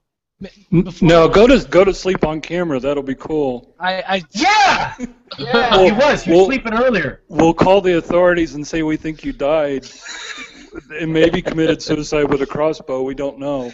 Yeah. Bring it upstairs. Yeah, go to sleep. Go to sleep with this pointed at you, man. And I'll call you on camera. That'll be great. I'll actually call you. You'll hear my phone call. Nothing like me getting arrested for fraud or something before I have to teach kids at school. Like, do it. Go fall asleep in your front yard. That'd be great. Let's commit a felony tonight. What do you say, boys? But if I can have a closing thing real quick, and you guys can keep going. So I dare you. I dare you. Alan Terry, are you listening to me? Yep. I want you on Kaufcast. I sent an email to whatever weird thing you sent me. People to get back to me. Oh yeah. My nephew sometimes takes care of that for me. I don't do too much with the emails. Well, send your nephew like a pager or page him up or something, whatever you do, and just let him know. Okay, yeah, I'll do that.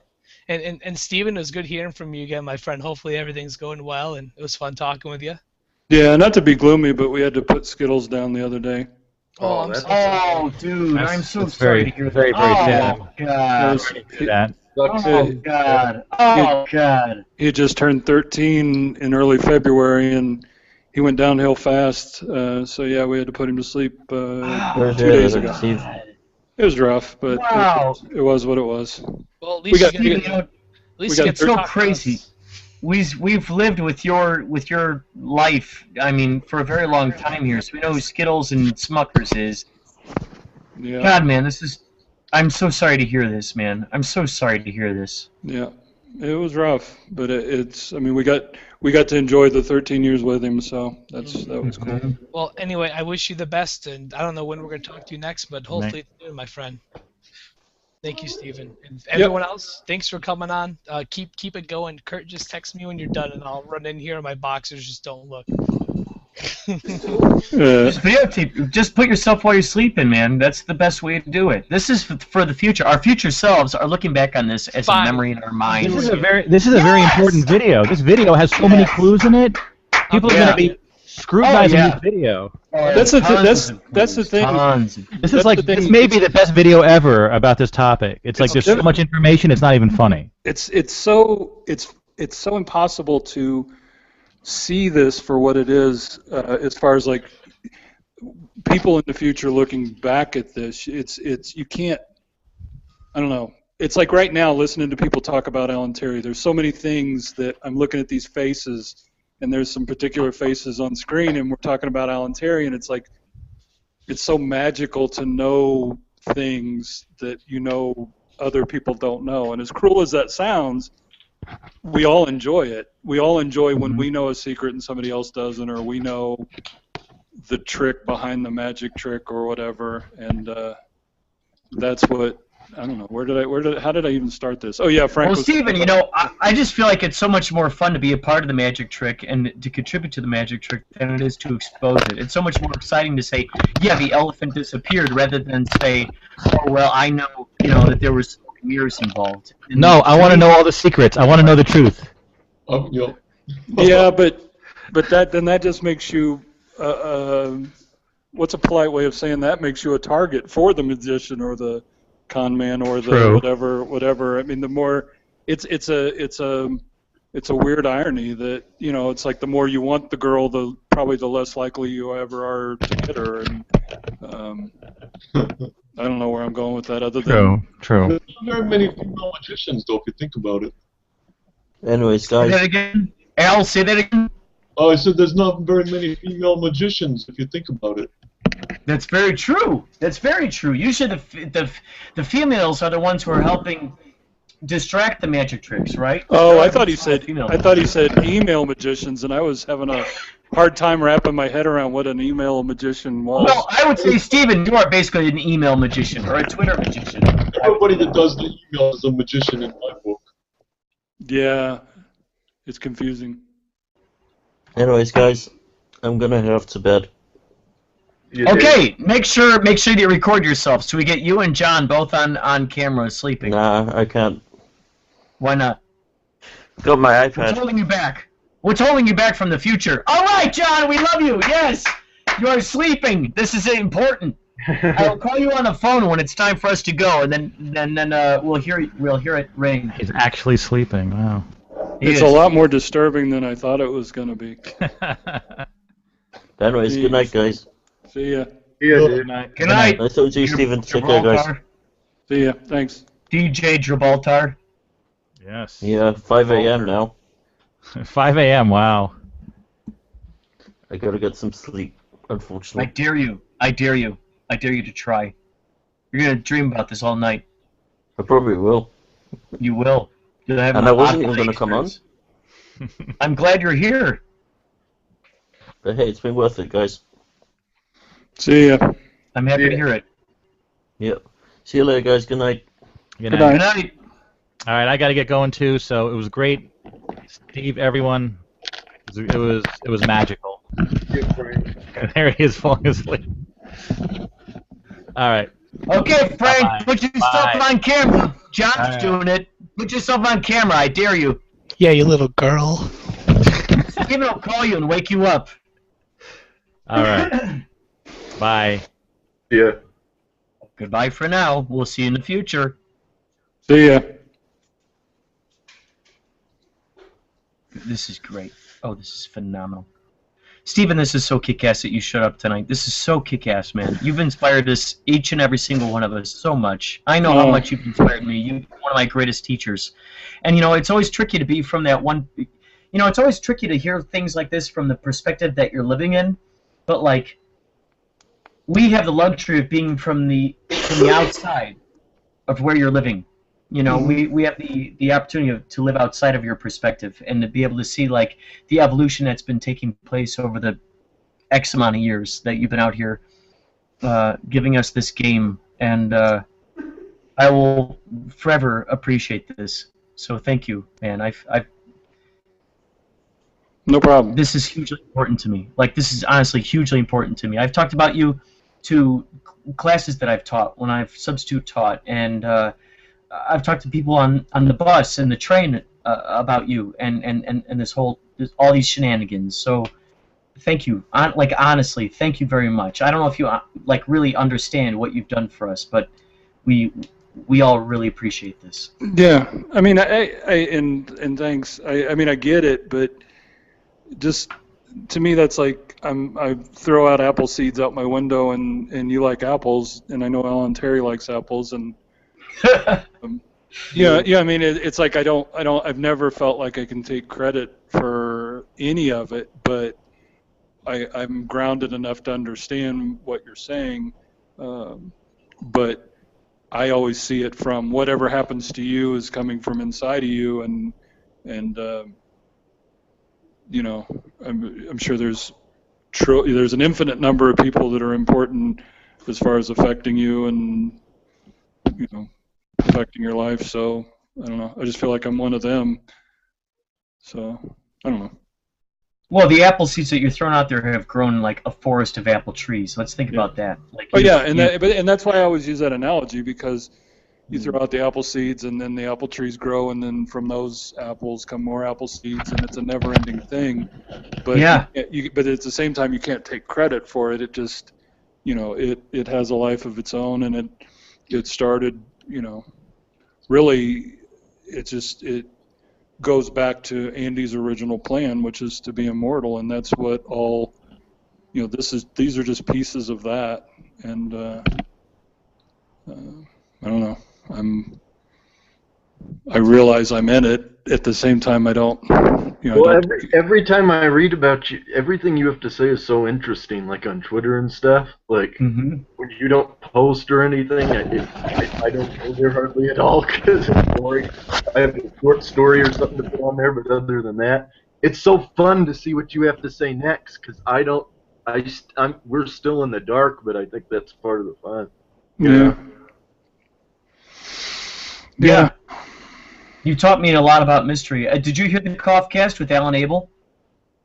I heard.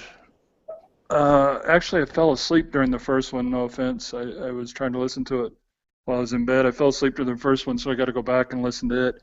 And I heard I did hear the second one. So yeah, that was cool. I like that. And obviously, you know, Alan's only going to be here for so much longer, so it's so neat that there's another thing recorded in history with him. So well, Stephen, it's because of you, Stephen, that we even know about Alan Abel. I just want to point that out. It's because of you that we know about Alan Abel. It's not because of Kaufman. It's because of you. Yeah. You pointed us in the direction of all this stuff, man. And we wouldn't even be on this podcast with Alan Abel if it wasn't for you. So, like that, and I'm not asking you to take credit for that. Right. But just, you know, that's an important recognition. Like you. And in fact, a lot of us, and I don't want to speak on behalf of Jack or John, but like a lot of us really want to know what's going on with you and your history and all the crazy stuff that's been going on. You know, it's not only Andy Kaufman; it's really you. You have a lot of stuff that you've been working on throughout all these years, a lot of history, and you could easily write a book about all that stuff. I agree. Uh-oh, was that John? Yeah. That was John. Yeah. He's talking in his sleep.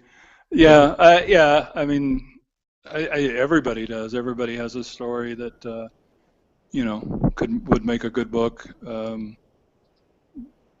I don't know. I don't know how to respond to that other than I was going to say in hindsight, I wish I had tried to call in when you guys were talking to Alan, because I've been meaning to ask him, and I guess I should just pick up the phone. Last time he and I talked, he had been in a car accident and was recovering, and he was having trouble sleeping, and I don't remember, sleep apnea or something, and literally, I think, kind of dozed off while he was driving and was involved in a car accident.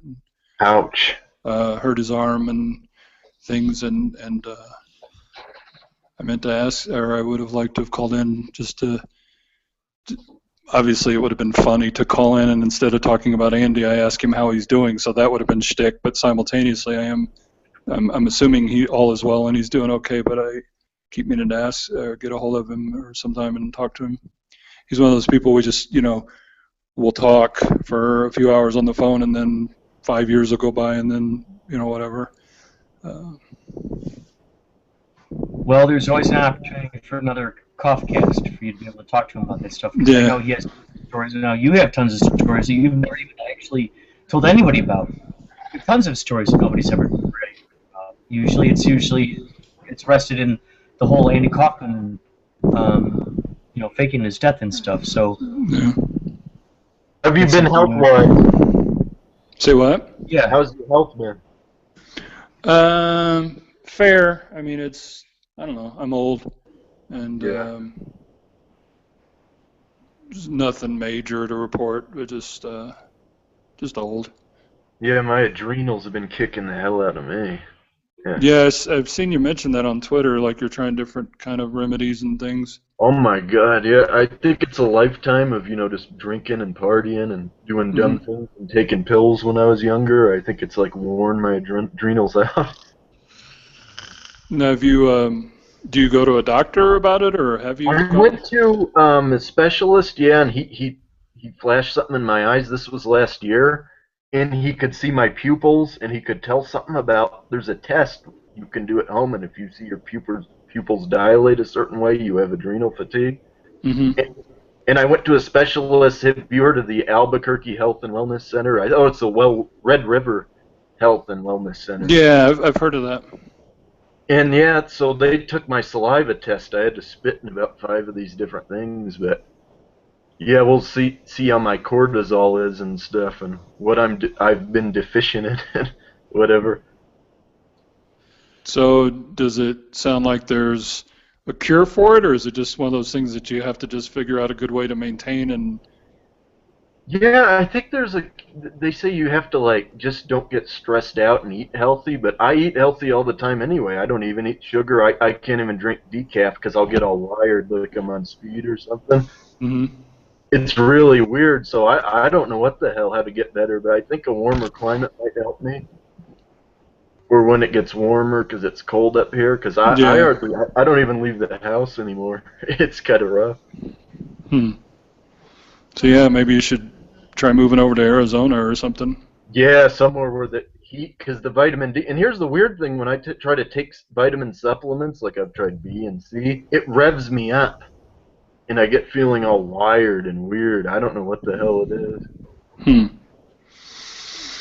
It's crazy. Yeah, I guess it just pays to be healthy and not, take pills. But when you're young, or at least when I was young, it was kind of stupid. Yeah, and you can't dwell on that because you can't go back and change it. It is what it is. Yeah, it's counterproductive. There's no reason to. Yeah. There you go. Are you still in Albuquerque? Yeah.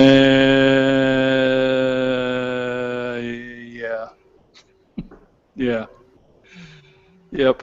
That's cool. Still in that. So, Steven, I want to tell you about this. I know you've made references to Breaking Bad in the past. The new movie that that we're in development on right now, it's called Diablo Steel. We're very excited about it. There are a few going on right now. And Bloody Bobby is right now in post-production, and we got some great sound guys working on it, and they're going to really amp it up and make it look kick-ass and everything.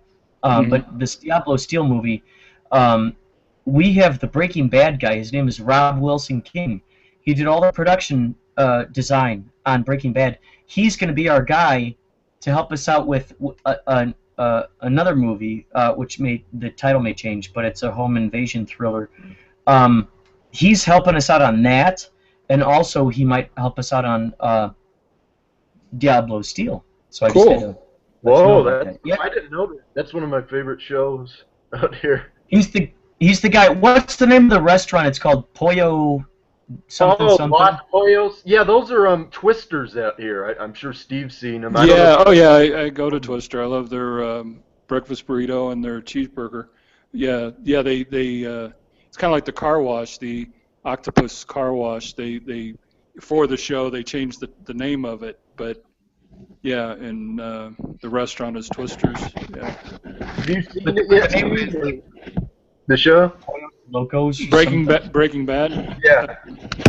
Diane got into it and watched them all. It kind of is a little too dark for me, or a little too serious for me. I mean, I've seen bits and pieces, but I never really. Yeah, it is pretty dark. That's one thing. But yeah, you know, the spin-off Better Call Saul, that's not quite as dark. It's kind of more of a comedy. Yeah, yeah, yeah. Actually, for a while, I lived really close to the car wash where they shot that. On Manal, the car wash that he owned. Did you see a lot of people, like a lot of tourists and? Oh yeah, you can't go by there without. It seems like there's always, every time you go by, it doesn't matter, you know, if it's a Sunday afternoon or a Tuesday night, there's gonna be somebody out there taking a picture of that car wash. It's funny. That's crazy. That woman that owns that house that Walt's that he lived in on the show. Oh yeah. Their people are harassing her there like every day. I went by and took a picture, but I didn't really go on her rocks or any of her property. But they're throwing stuff on her roof. And stuff. That's yeah. I guess that comes with fame, though. Oh, that's funny. Yeah, Diane says they throw pizza on the roof. I'm assuming that was part of a show or something. Yeah, he got mad.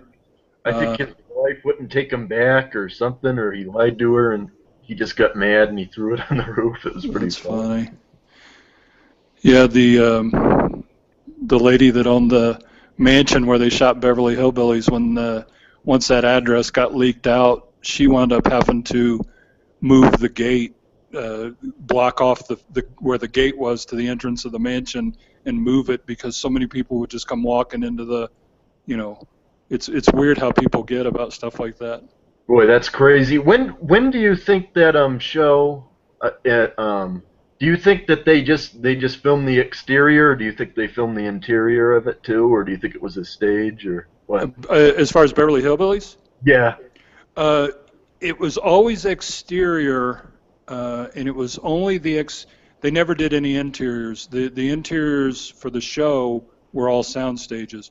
The exterior was the mansion. It's called the Kirkby Mansion for the first, I think, 4 seasons or 5 seasons. And then that's when the address got leaked out. It leaked out in TV Guide or something. And so she halted as far as not allowing them to use exteriors anymore. So from season 5 on, the exteriors are just a soundstage. So in the first 5 seasons, they'll shoot things out in the courtyard, and they'll shoot things right in front of the mansion, and they shoot long shots and shoot shots of the truck pulling up and stuff like that. But from it's either 4 or 5 on, it'll never be the actual mansion. It's always a facade of the front of the mansion on a soundstage, and never anything inside. But it's cool. There's a movie by Jerry Lewis. I want to say Cinderfella. The movie Cinderfella is shot at that same mansion, the Kirkby Mansion, and not only do you get to see the mansion in color from the exterior, which you never got to in the Beverly Hillbillies, because the first 4 or 5 seasons were black and white. So in Cinderfella with Jerry Lewis, you get to see the Kirkby Mansion in color, and they did shoot inside, so you're actually getting to see the inside of the mansion. That's cool. Yeah, yeah. So you like a lot of those older shows like the Munsters and oh stuff? yeah.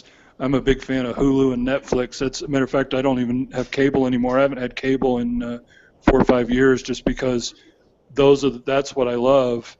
You know, Dick Van Dyke, Munsters, Beverly Hillbillies, all that stuff. And so yeah, McHale's Navy. I mean, that to me, I'll get up in the morning and I'll go to Hulu and I'll click on McHale's Navy and just let it play all day like a radio, just back to back to back over and over. Those are the kind of shows I like. You remember that show?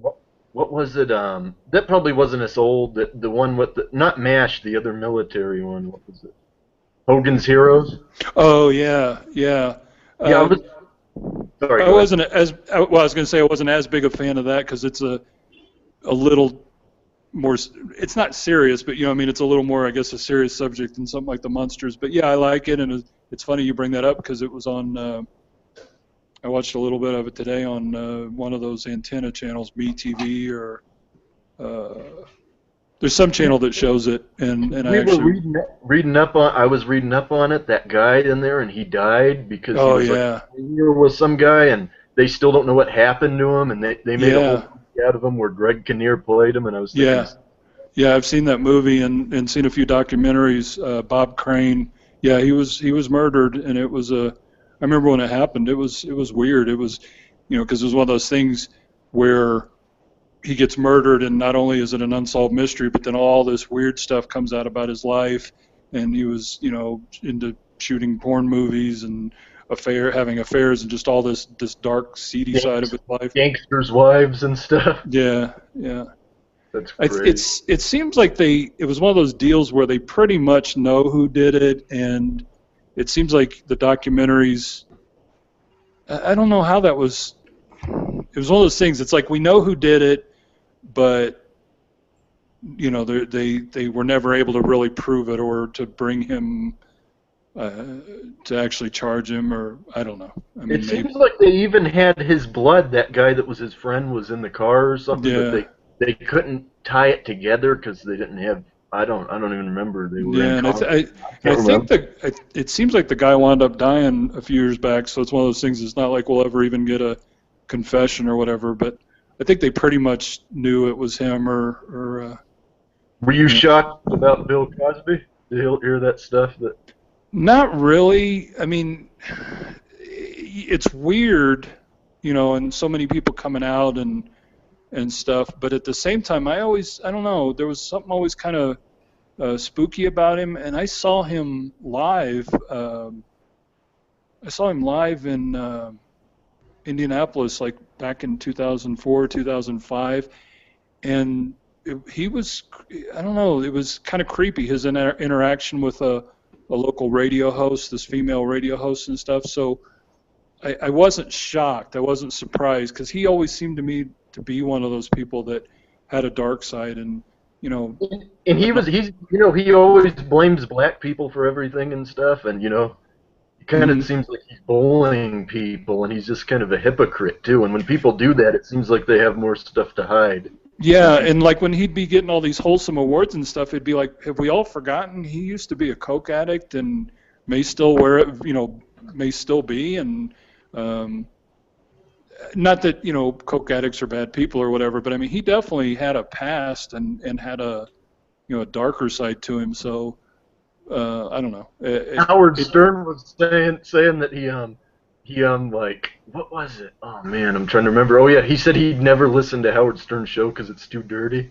Bill Cosby, and he's a rapist. I mean, what the hell? Yeah, I mean that's classic though. I mean, some of the vilest people you'll ever meet are the ones that are in church, up front singing the loudest. That's just humans and the way they are and stuff. I mean, yeah.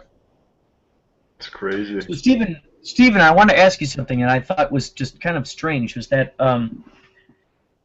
okay, in like podcasts and any interviews with Bob Zmuda talking about his book and, Kaufman faking his death and whatnot, we were talking about this earlier before you popped on.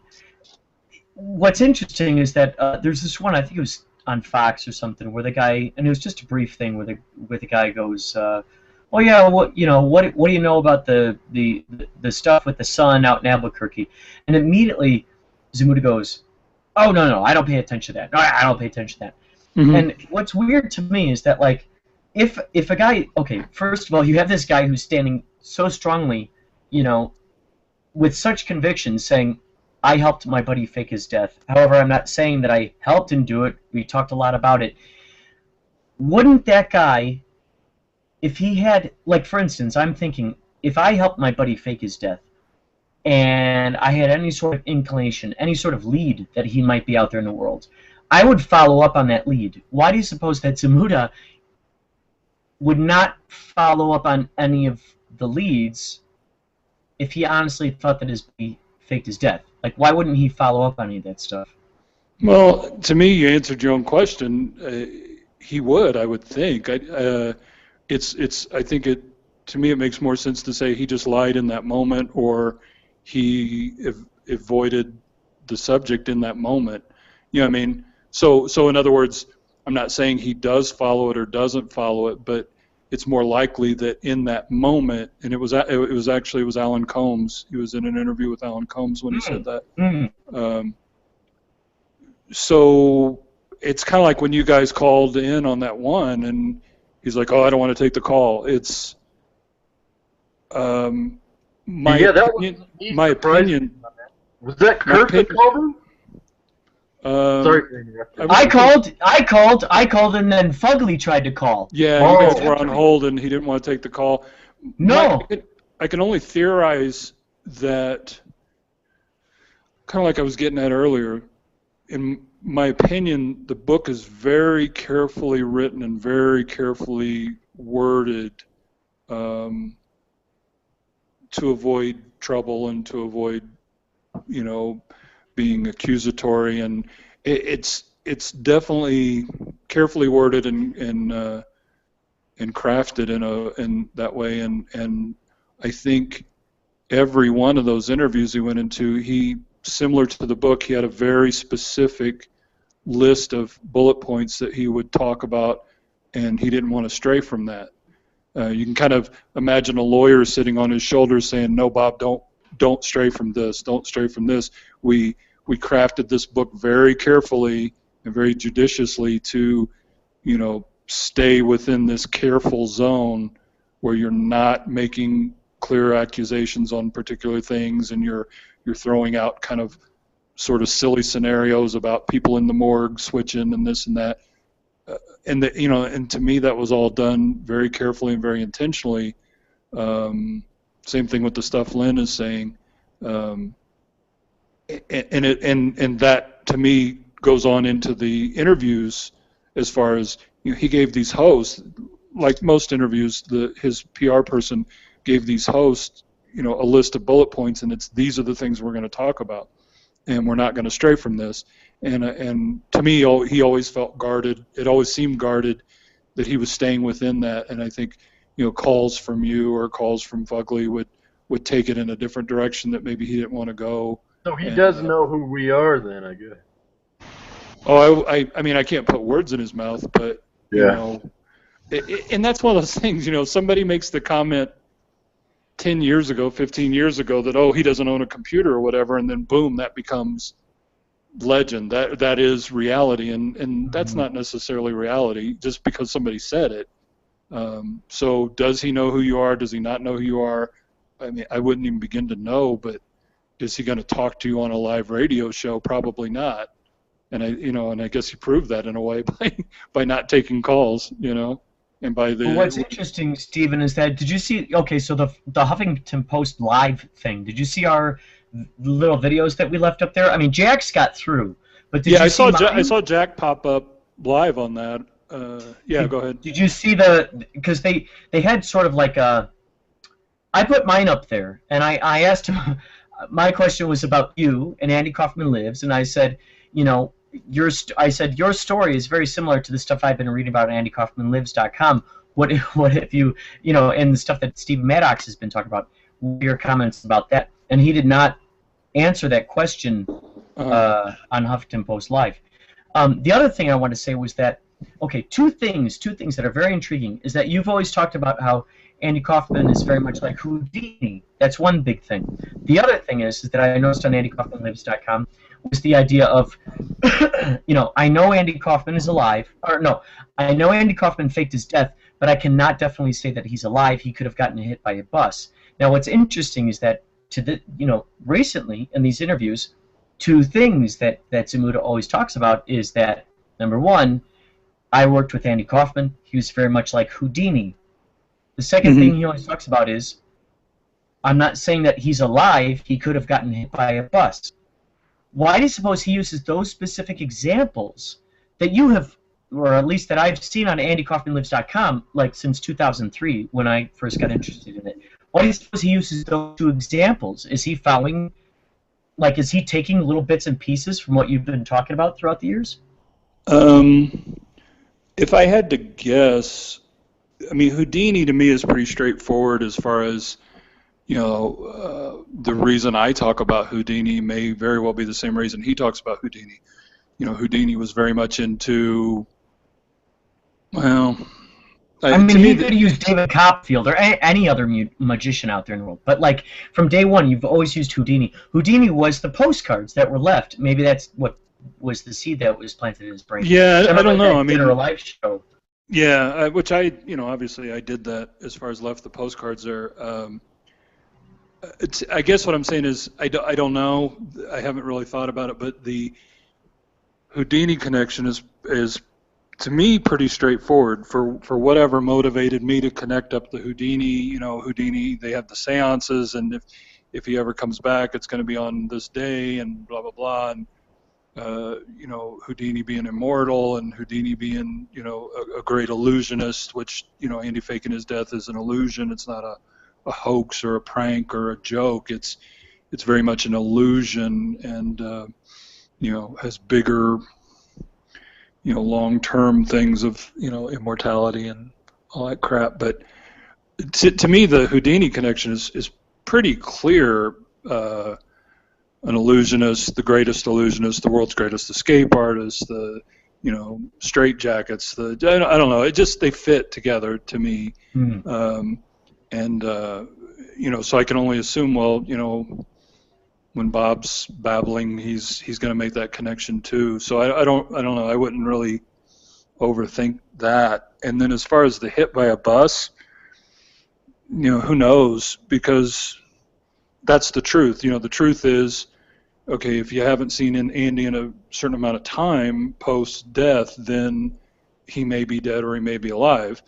And then that's just kind of something we say, a cliche, for all I know, he got hit by a bus.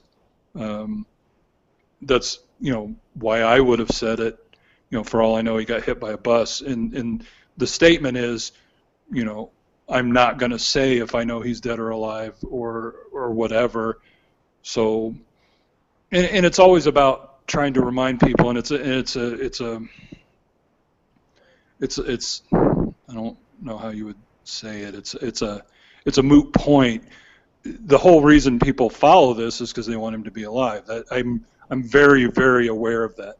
And I've said many times that's not my thing as far as is he alive or is he not alive. That's irrelevant. It's all about he faked his death. But I understand that 99.9% of anybody that's going to pay attention to this is going to pay attention because they want him to be out there. They want him to be alive. They want him to reappear. They want to think, oh, wow, what if he's been out there doing stuff and he's watching us and and I get that. But I always have to go back to the thing of I'm talking about he faked his death. I'm not talking about if he's alive or dead and who he is or what he's done or anything like that.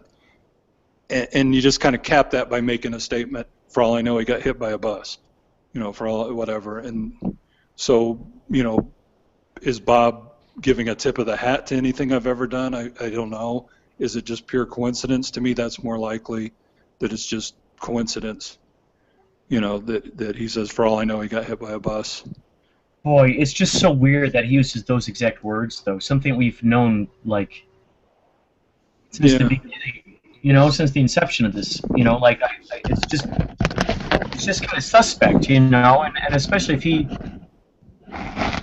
doesn't claim to know anything about you, or doesn't claim to know anything about AndyKaufmanLives.com. I mean, but, it's searching for... But it's funny, because that's what we all do. I mean, I'm not saying he does or doesn't, I don't know, and it isn't really relevant to me if he does or doesn't, because to me he's somebody from Andy's past. He's an important part of what Andy was. But where was I going with this? I'm going to stall until I can think of where I was going with this. Is John having bad dreams? I think John's having bad dreams. Darn, because maybe he's meeting Andy Kaufman. I was going somewhere with this. What did you ask me right before I started babbling about? Oh, yeah. I was going to say that's just what we say. I mean, it was so funny the other day when you were talking to Alan Abel, and you're like, Stephen Maddox this and that, and he's like, refresh my memory, and then he goes off on that story about the thing he did with when he supposedly had his brain transplanted. Yeah. Yeah, which is so cool because it's always great to go back and listen to Alan 100 times over and over because he slips in these little things so fast that a lot of times you have to go back and listen again and again to catch them all. But one I caught in that moment is he says, I would get a nosebleed every month. And that was very quick and very subtle, but that's hilarious. He's saying that he's got the brain of an 18-year-old girl transplanted into his, with a transplant. So instead of having his menstrual cycle, his nose bleeds. Yeah, I mean, that's brilliant. And he peppers everything he says with those kind of things. And like I said, you have to go back. And matter of fact, I didn't even catch that one. Diane started laughing, and she told me why she was laughing, and it was because he said that thing about I would get a nosebleed every month. But I guess I brought that up because there's a perfect example. I know, this is awesome. What the hell? John is talking. I love it. He'll look back on this in the future and see what happened. This is awesome. I love he's either doing he's either doing some shtick or he's having a bad dream. It's bizarre. I hope he starts telling stories and weird things. Oh yeah. But anyway, I don't know where I was going with that other than yeah, I don't know. I lost my train of thought other than I don't know. All I can say is I personally have never had any kind of communication that I'm aware of with Bob Zamuda unless he was playing a character and presenting himself as somebody else. I have no relationship with him. He has no relationship with me, or I wouldn't know if he has any interest in anything I've done or do or whatever. I mean, yeah, the logical thing of if I know more details post-death, I don't know. I mean, I don't know what his interest would be, or Kevin. It sounds cold-hearted to say I don't care, but the truth is I don't care, and that's not from a cold-hearted thing. It's just it's not relevant to me, so I can't say I've ever thought about it or have given it really any thought. STK. That's true, John.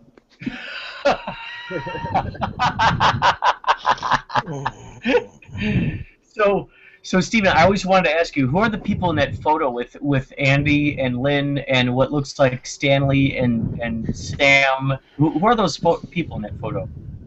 Well, Stanley's not there. That's during that time period.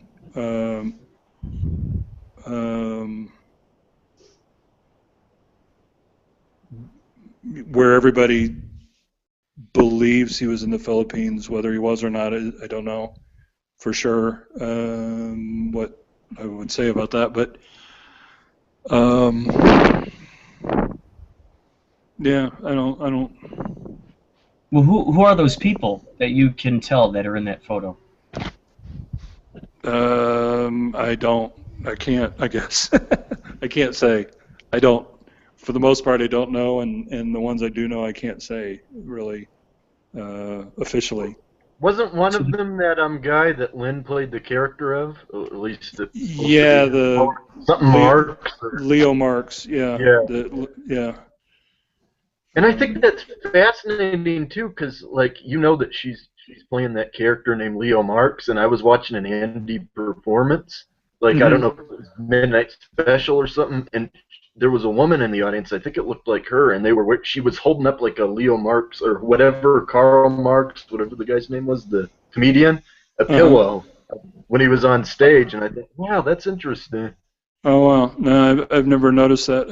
I know which performance you're talking about, because Kevin Nealon's in the audience and some other young comedians, but I don't remember the thing about the pillow. But yeah, Lynn and I. Lynn used to communicate a lot with the Claire Chanel character, and she was very open about the pretending with the Leo Marx thing and stuff. So she was, Now, whether or not she was Leo Marx way back in the tabloids, because if you have that stack of photocopied tabloids from that time period, in one of them they quote Leo Marx from that time period in '84, the whole Philippines thing. They actually quote Leo Marx, and they say he's from the World Health Organization or one of those. I don't think it's World Health Organization, but it's a title like that. And they say Leo Marx is part of that or the head of that or something. And they quote him in one of the tabloids about Andy and how he seemed like he was healthier and responding well to the treatment or something. And I've always thought it would be funny if that was Lynn giving that information to the tabloids. So in other words, she was doing the Leo Marx all the way back then, but I don't know. I don't know if that's true or not. Very interesting. There goes John again. See, he can't be sleeping. How did his light go off if he was asleep? That's true. That's true. That's very true. Well, there he goes. Should we? This has got to be a bit. Nobody snores like that. It's gotta be. It's gotta be. Oh, you guys. There he goes. I know it. I was just gonna call you, John. So I mean, should we call it a night or what? I mean, Steven, I gotta ask you, are you gonna be active on Twitter again? Are you gonna jump on there and?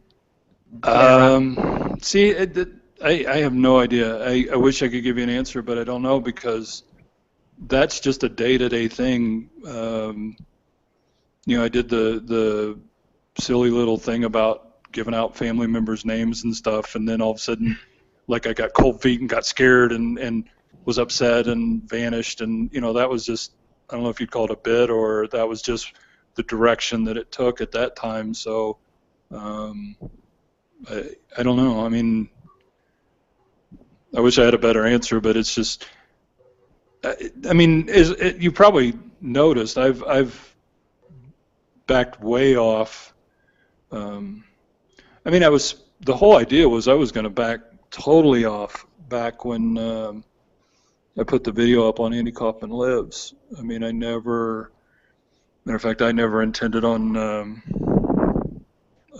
renewing the site. To me, it was all going to end then. It was all going to end. When I put that video up there, as far as my connection to it, because to me it had gone, my part on it had gone far enough. But I guess I'd kind of get sucked back in every once in a while when something happens, like Michael. Michael did the thing with the daughter and all that stuff, so I kind of get sucked back into it, but I don't want to be sucked back into it, and then I get tired of it again and I back off again. So.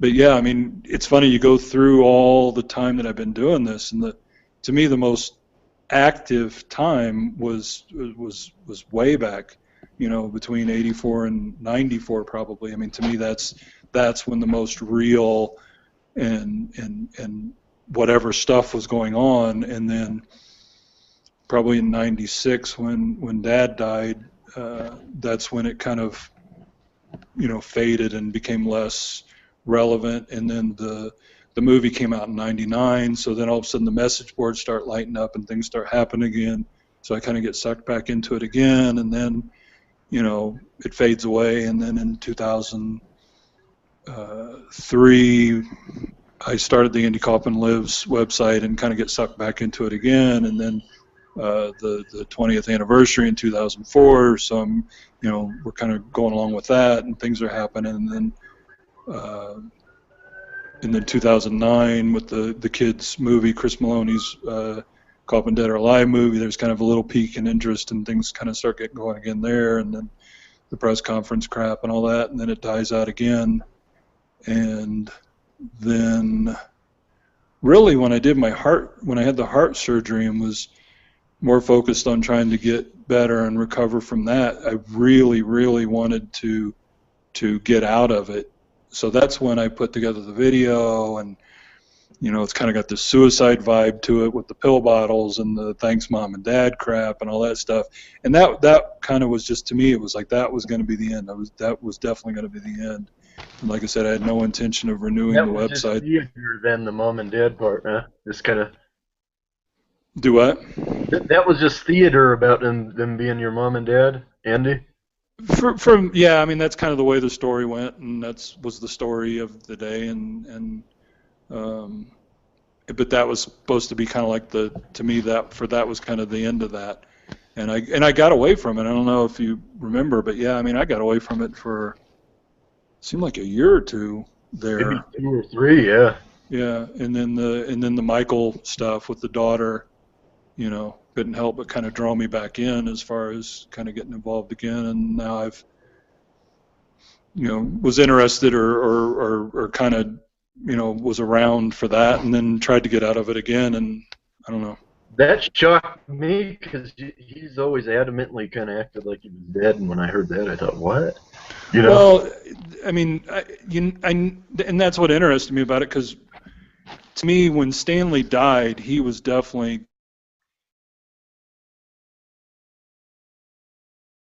Uh-oh. Oh, what happened? We can't hear you anymore, Steven. I don't know if you can hear us, but we cannot hear you. Cannot hear you. You've disappeared. Oh, man, this was a great night, though, wasn't it? It was. I did not expect for him to show up, man. That was so awesome. Oh, I'm so proud of him. I'm so he's taught us so much. You know, when I was on here earlier, it muted too. Oh God, Jack, are you still there? Yeah. Oh God, you froze for a second. Okay, when you were on here, and what happened? What were you about to say? Yeah, it muted when I first came on for a while, and I couldn't talk, and I saw the mute thing, and I tried to unmute it, and it wouldn't unmute me. It was weird. So I had to come back and ask John to send me another invite. Oh yeah, I saw that. Yeah, and then there were 2 Jack Bristos on screen at once, and then the other. That must look weird, like someone with 2 accounts or something. That's so weird, dude. What a great night, huh? How cool is that that all this stuff came together in the way that it did? Steven, are you back? You there, Steven? Are you back? Huh. And I wanted to hear what he had to say, too, about Stanley. Oh, yeah. That's right. That's right. Gosh. Well, all I know is that I'm getting to be in a position right now of how things are evolving right now, where I'm starting to plug people in to stuff, who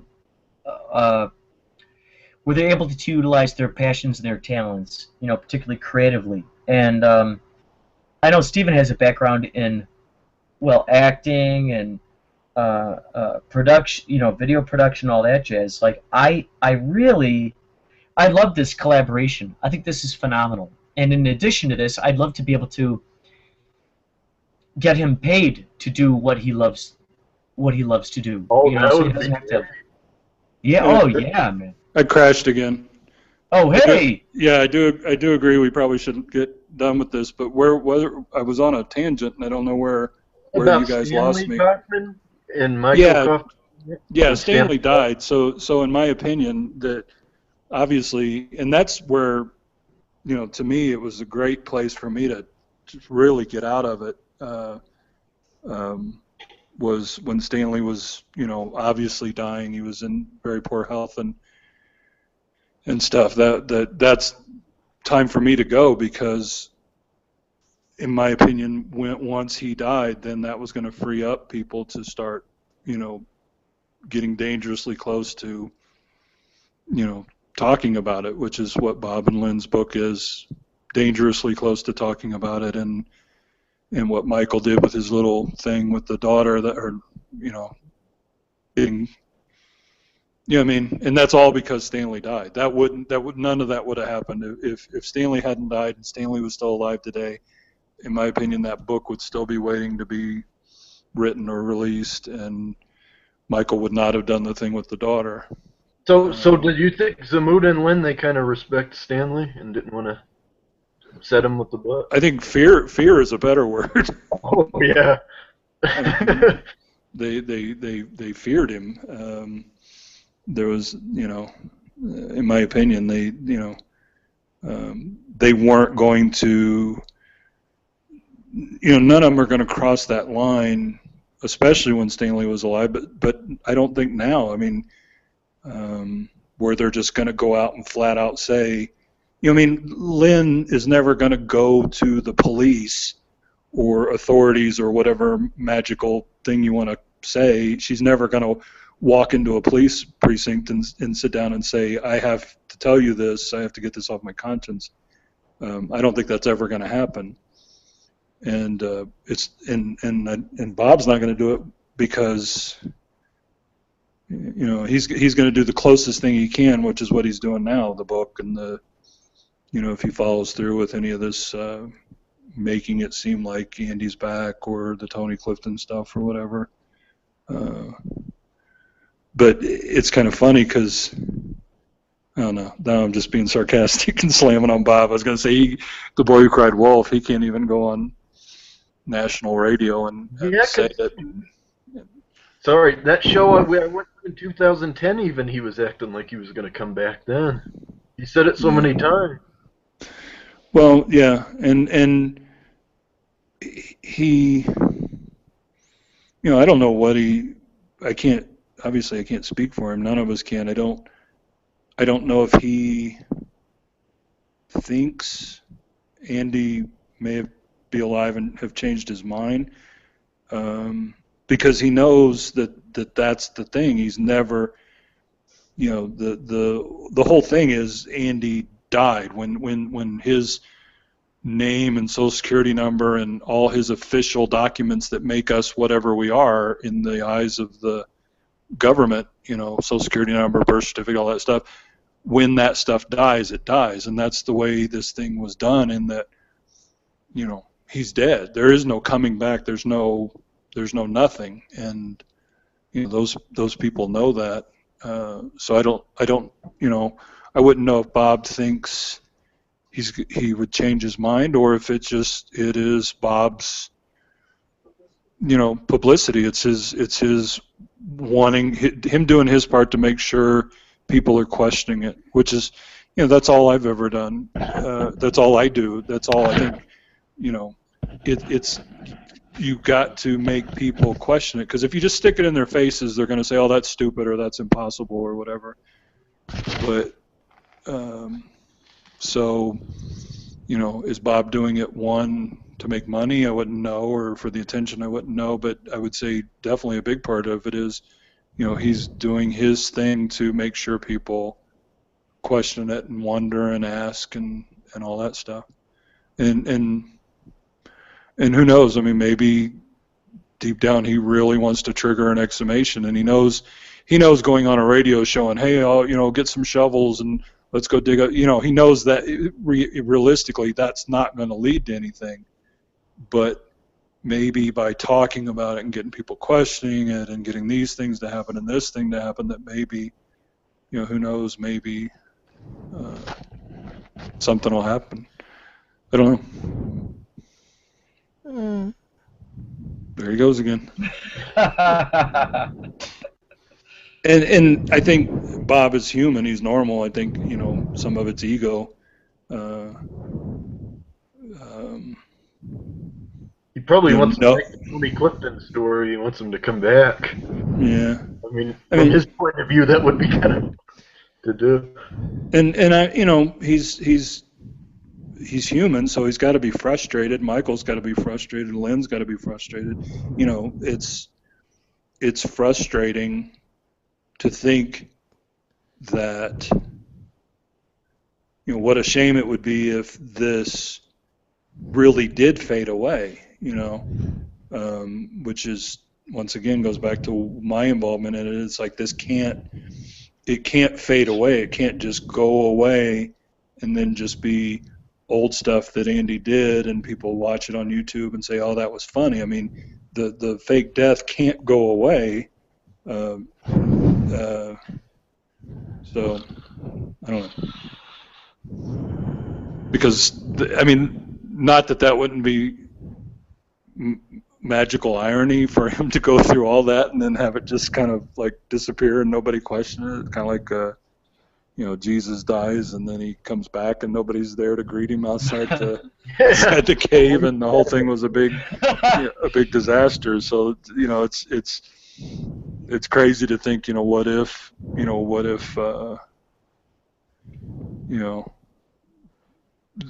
it was dropped. What if it was just dropped? Michael dropped it, Bob dropped it, Lynn dropped it, Linda Mitchell dropped it. That's the interesting thing is that Linda Mitchell is nowhere to be found. Isn't that interesting? She's nowhere to be found. I've looked online for her. By the way, here's Houdini. I don't know if you can see his face. That's Houdini. Houdini action figure. That's cool. He's in his straitjacket. But yeah, Linda Mitchell is nowhere to be found. I can't find her online or anything. It seems to me like she'd be like the key witness to this whole thing.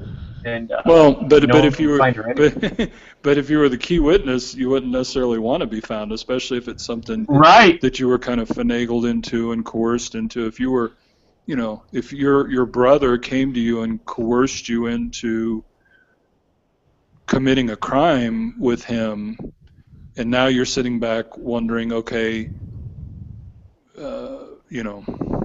do I put my brother in jail? Do I sound like a crazy person because I don't know where my brother is? Do I get myself put in jail? I don't know, but my guess is she's living her life and wants absolutely positively nothing to do with it, and wants. You think she gets nervous when she hears that stuff like can't speak for her, but I would like see Michael Kaufman and that actress coming up and saying that he's still alive and stuff. Yeah, I mean, I can only guess, but it's like, if you pulled off the Brinks robbery and then all of a sudden you see on the news that they're reopening the case, you would get nervous. Yeah, I would get very nervous.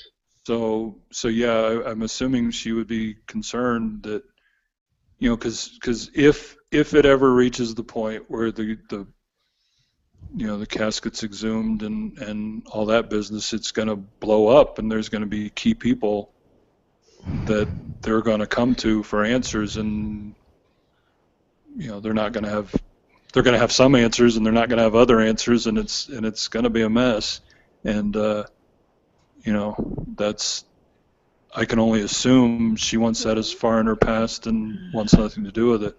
Do you think that Linda Mitchell has changed her name at this point, and that's why it's hard to find her?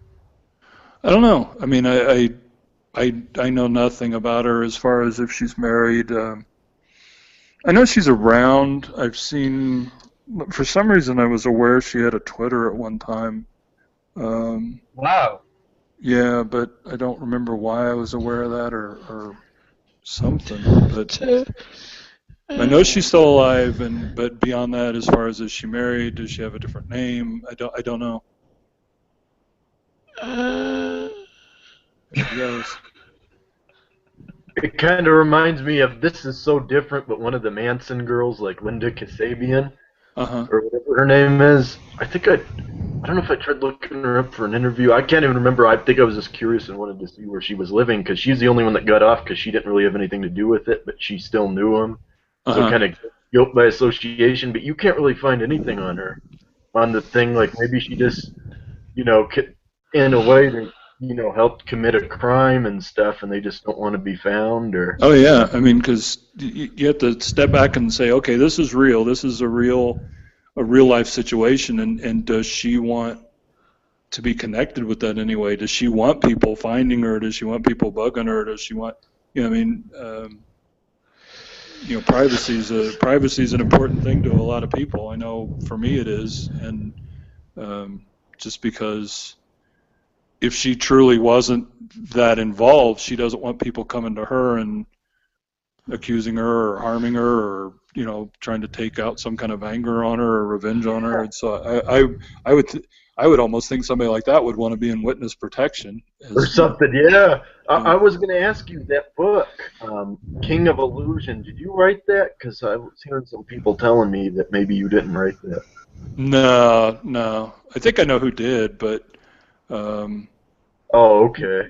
But no, I didn't have any. It's probably it's probably nobody that has any inside information like you.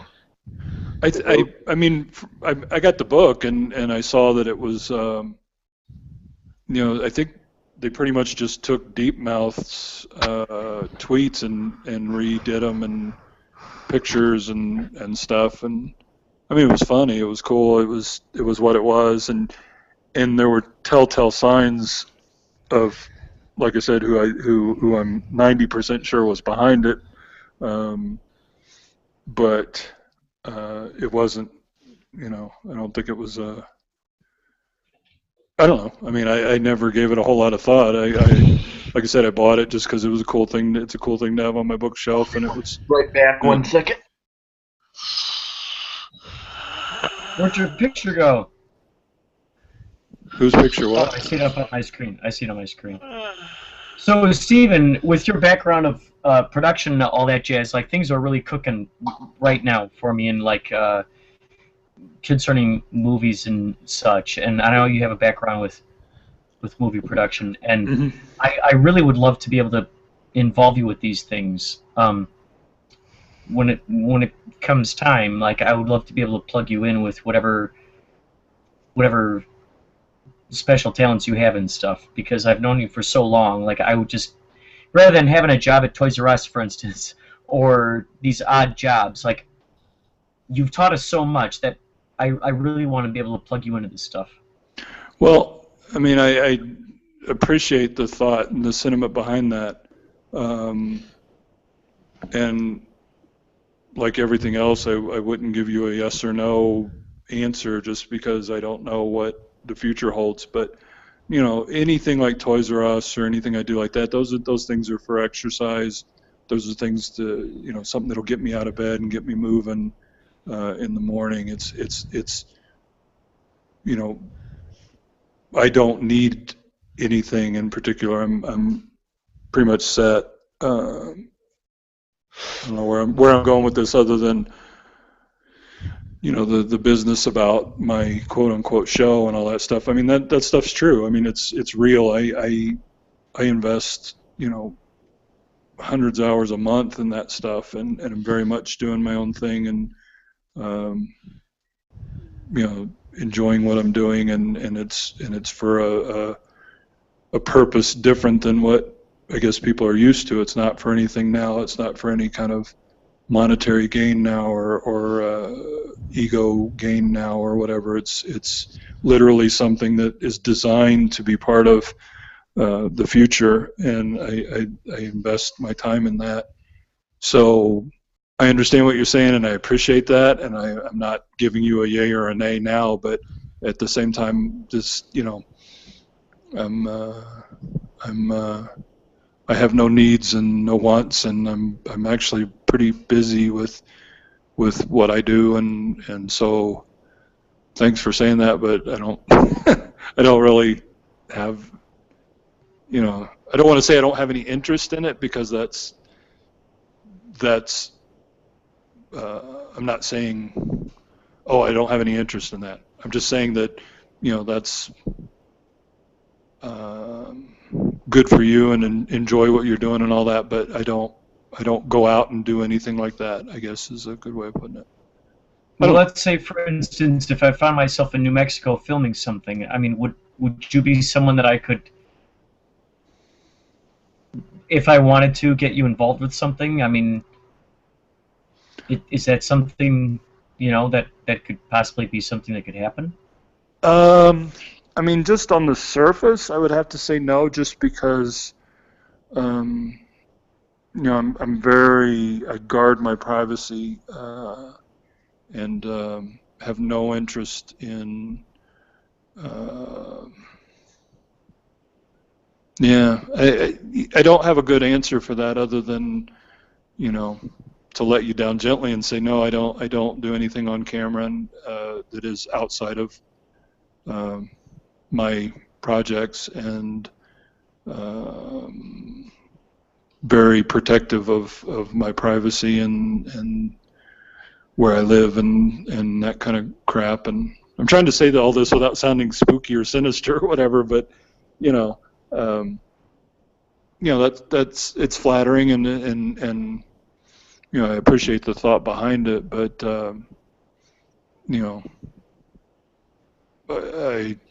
I guess I can't give you a yes or a no, but I don't know. I mean, me as far as what I've done up till this point, so I guess what I'm saying is don't expect any dramatic changes in the next 10 years or the next 20 years or the next 30 years or whatever. You know what I mean? I'm a very private person, and I'm very disconnected way more disconnected than I would think it appears on the surface from this kind of stuff or from all this stuff. I don't know. I think I'm getting very tired. So now I'm just rambling. So you wouldn't have any interest in being behind the scenes on any movie projects or anything? Well, nothing personal, but no, I don't do anything like that. I mean, I've been out of the business very much by choice for 10 plus years, and just strictly anything like that is all my energies are put into my own project, and so it's not. I'm not saying. I don't know. I don't even know what I'm saying other than. Yeah, I mean, it's nothing personal. It's just no, I don't. I shot the only thing I've done in the last 12, 13 years is I filmed a niece's wedding, and that was because I had promised years before that I would do it. So when the time came, I did it. But I mean, I don't do anything like that. So like I said, it certainly isn't anything personal, and it's nothing like that. But no, I just don't do that kind of thing. There goes John. What's he doing? All right, I'll call up John right now and let him know. So we should probably. Are we saying good night? Yeah, I'm pretty loopy. I'm really wiped out, so I'm gonna go ahead and go.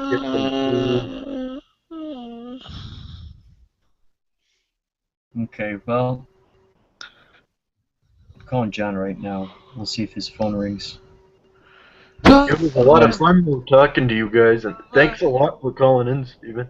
Oh, no problem. Thanks a lot for all the things you do. It's cool. John. Oh. Okay, John, can you shut off your YouTube as we speak? We're saying goodbye and good night. Is he dreaming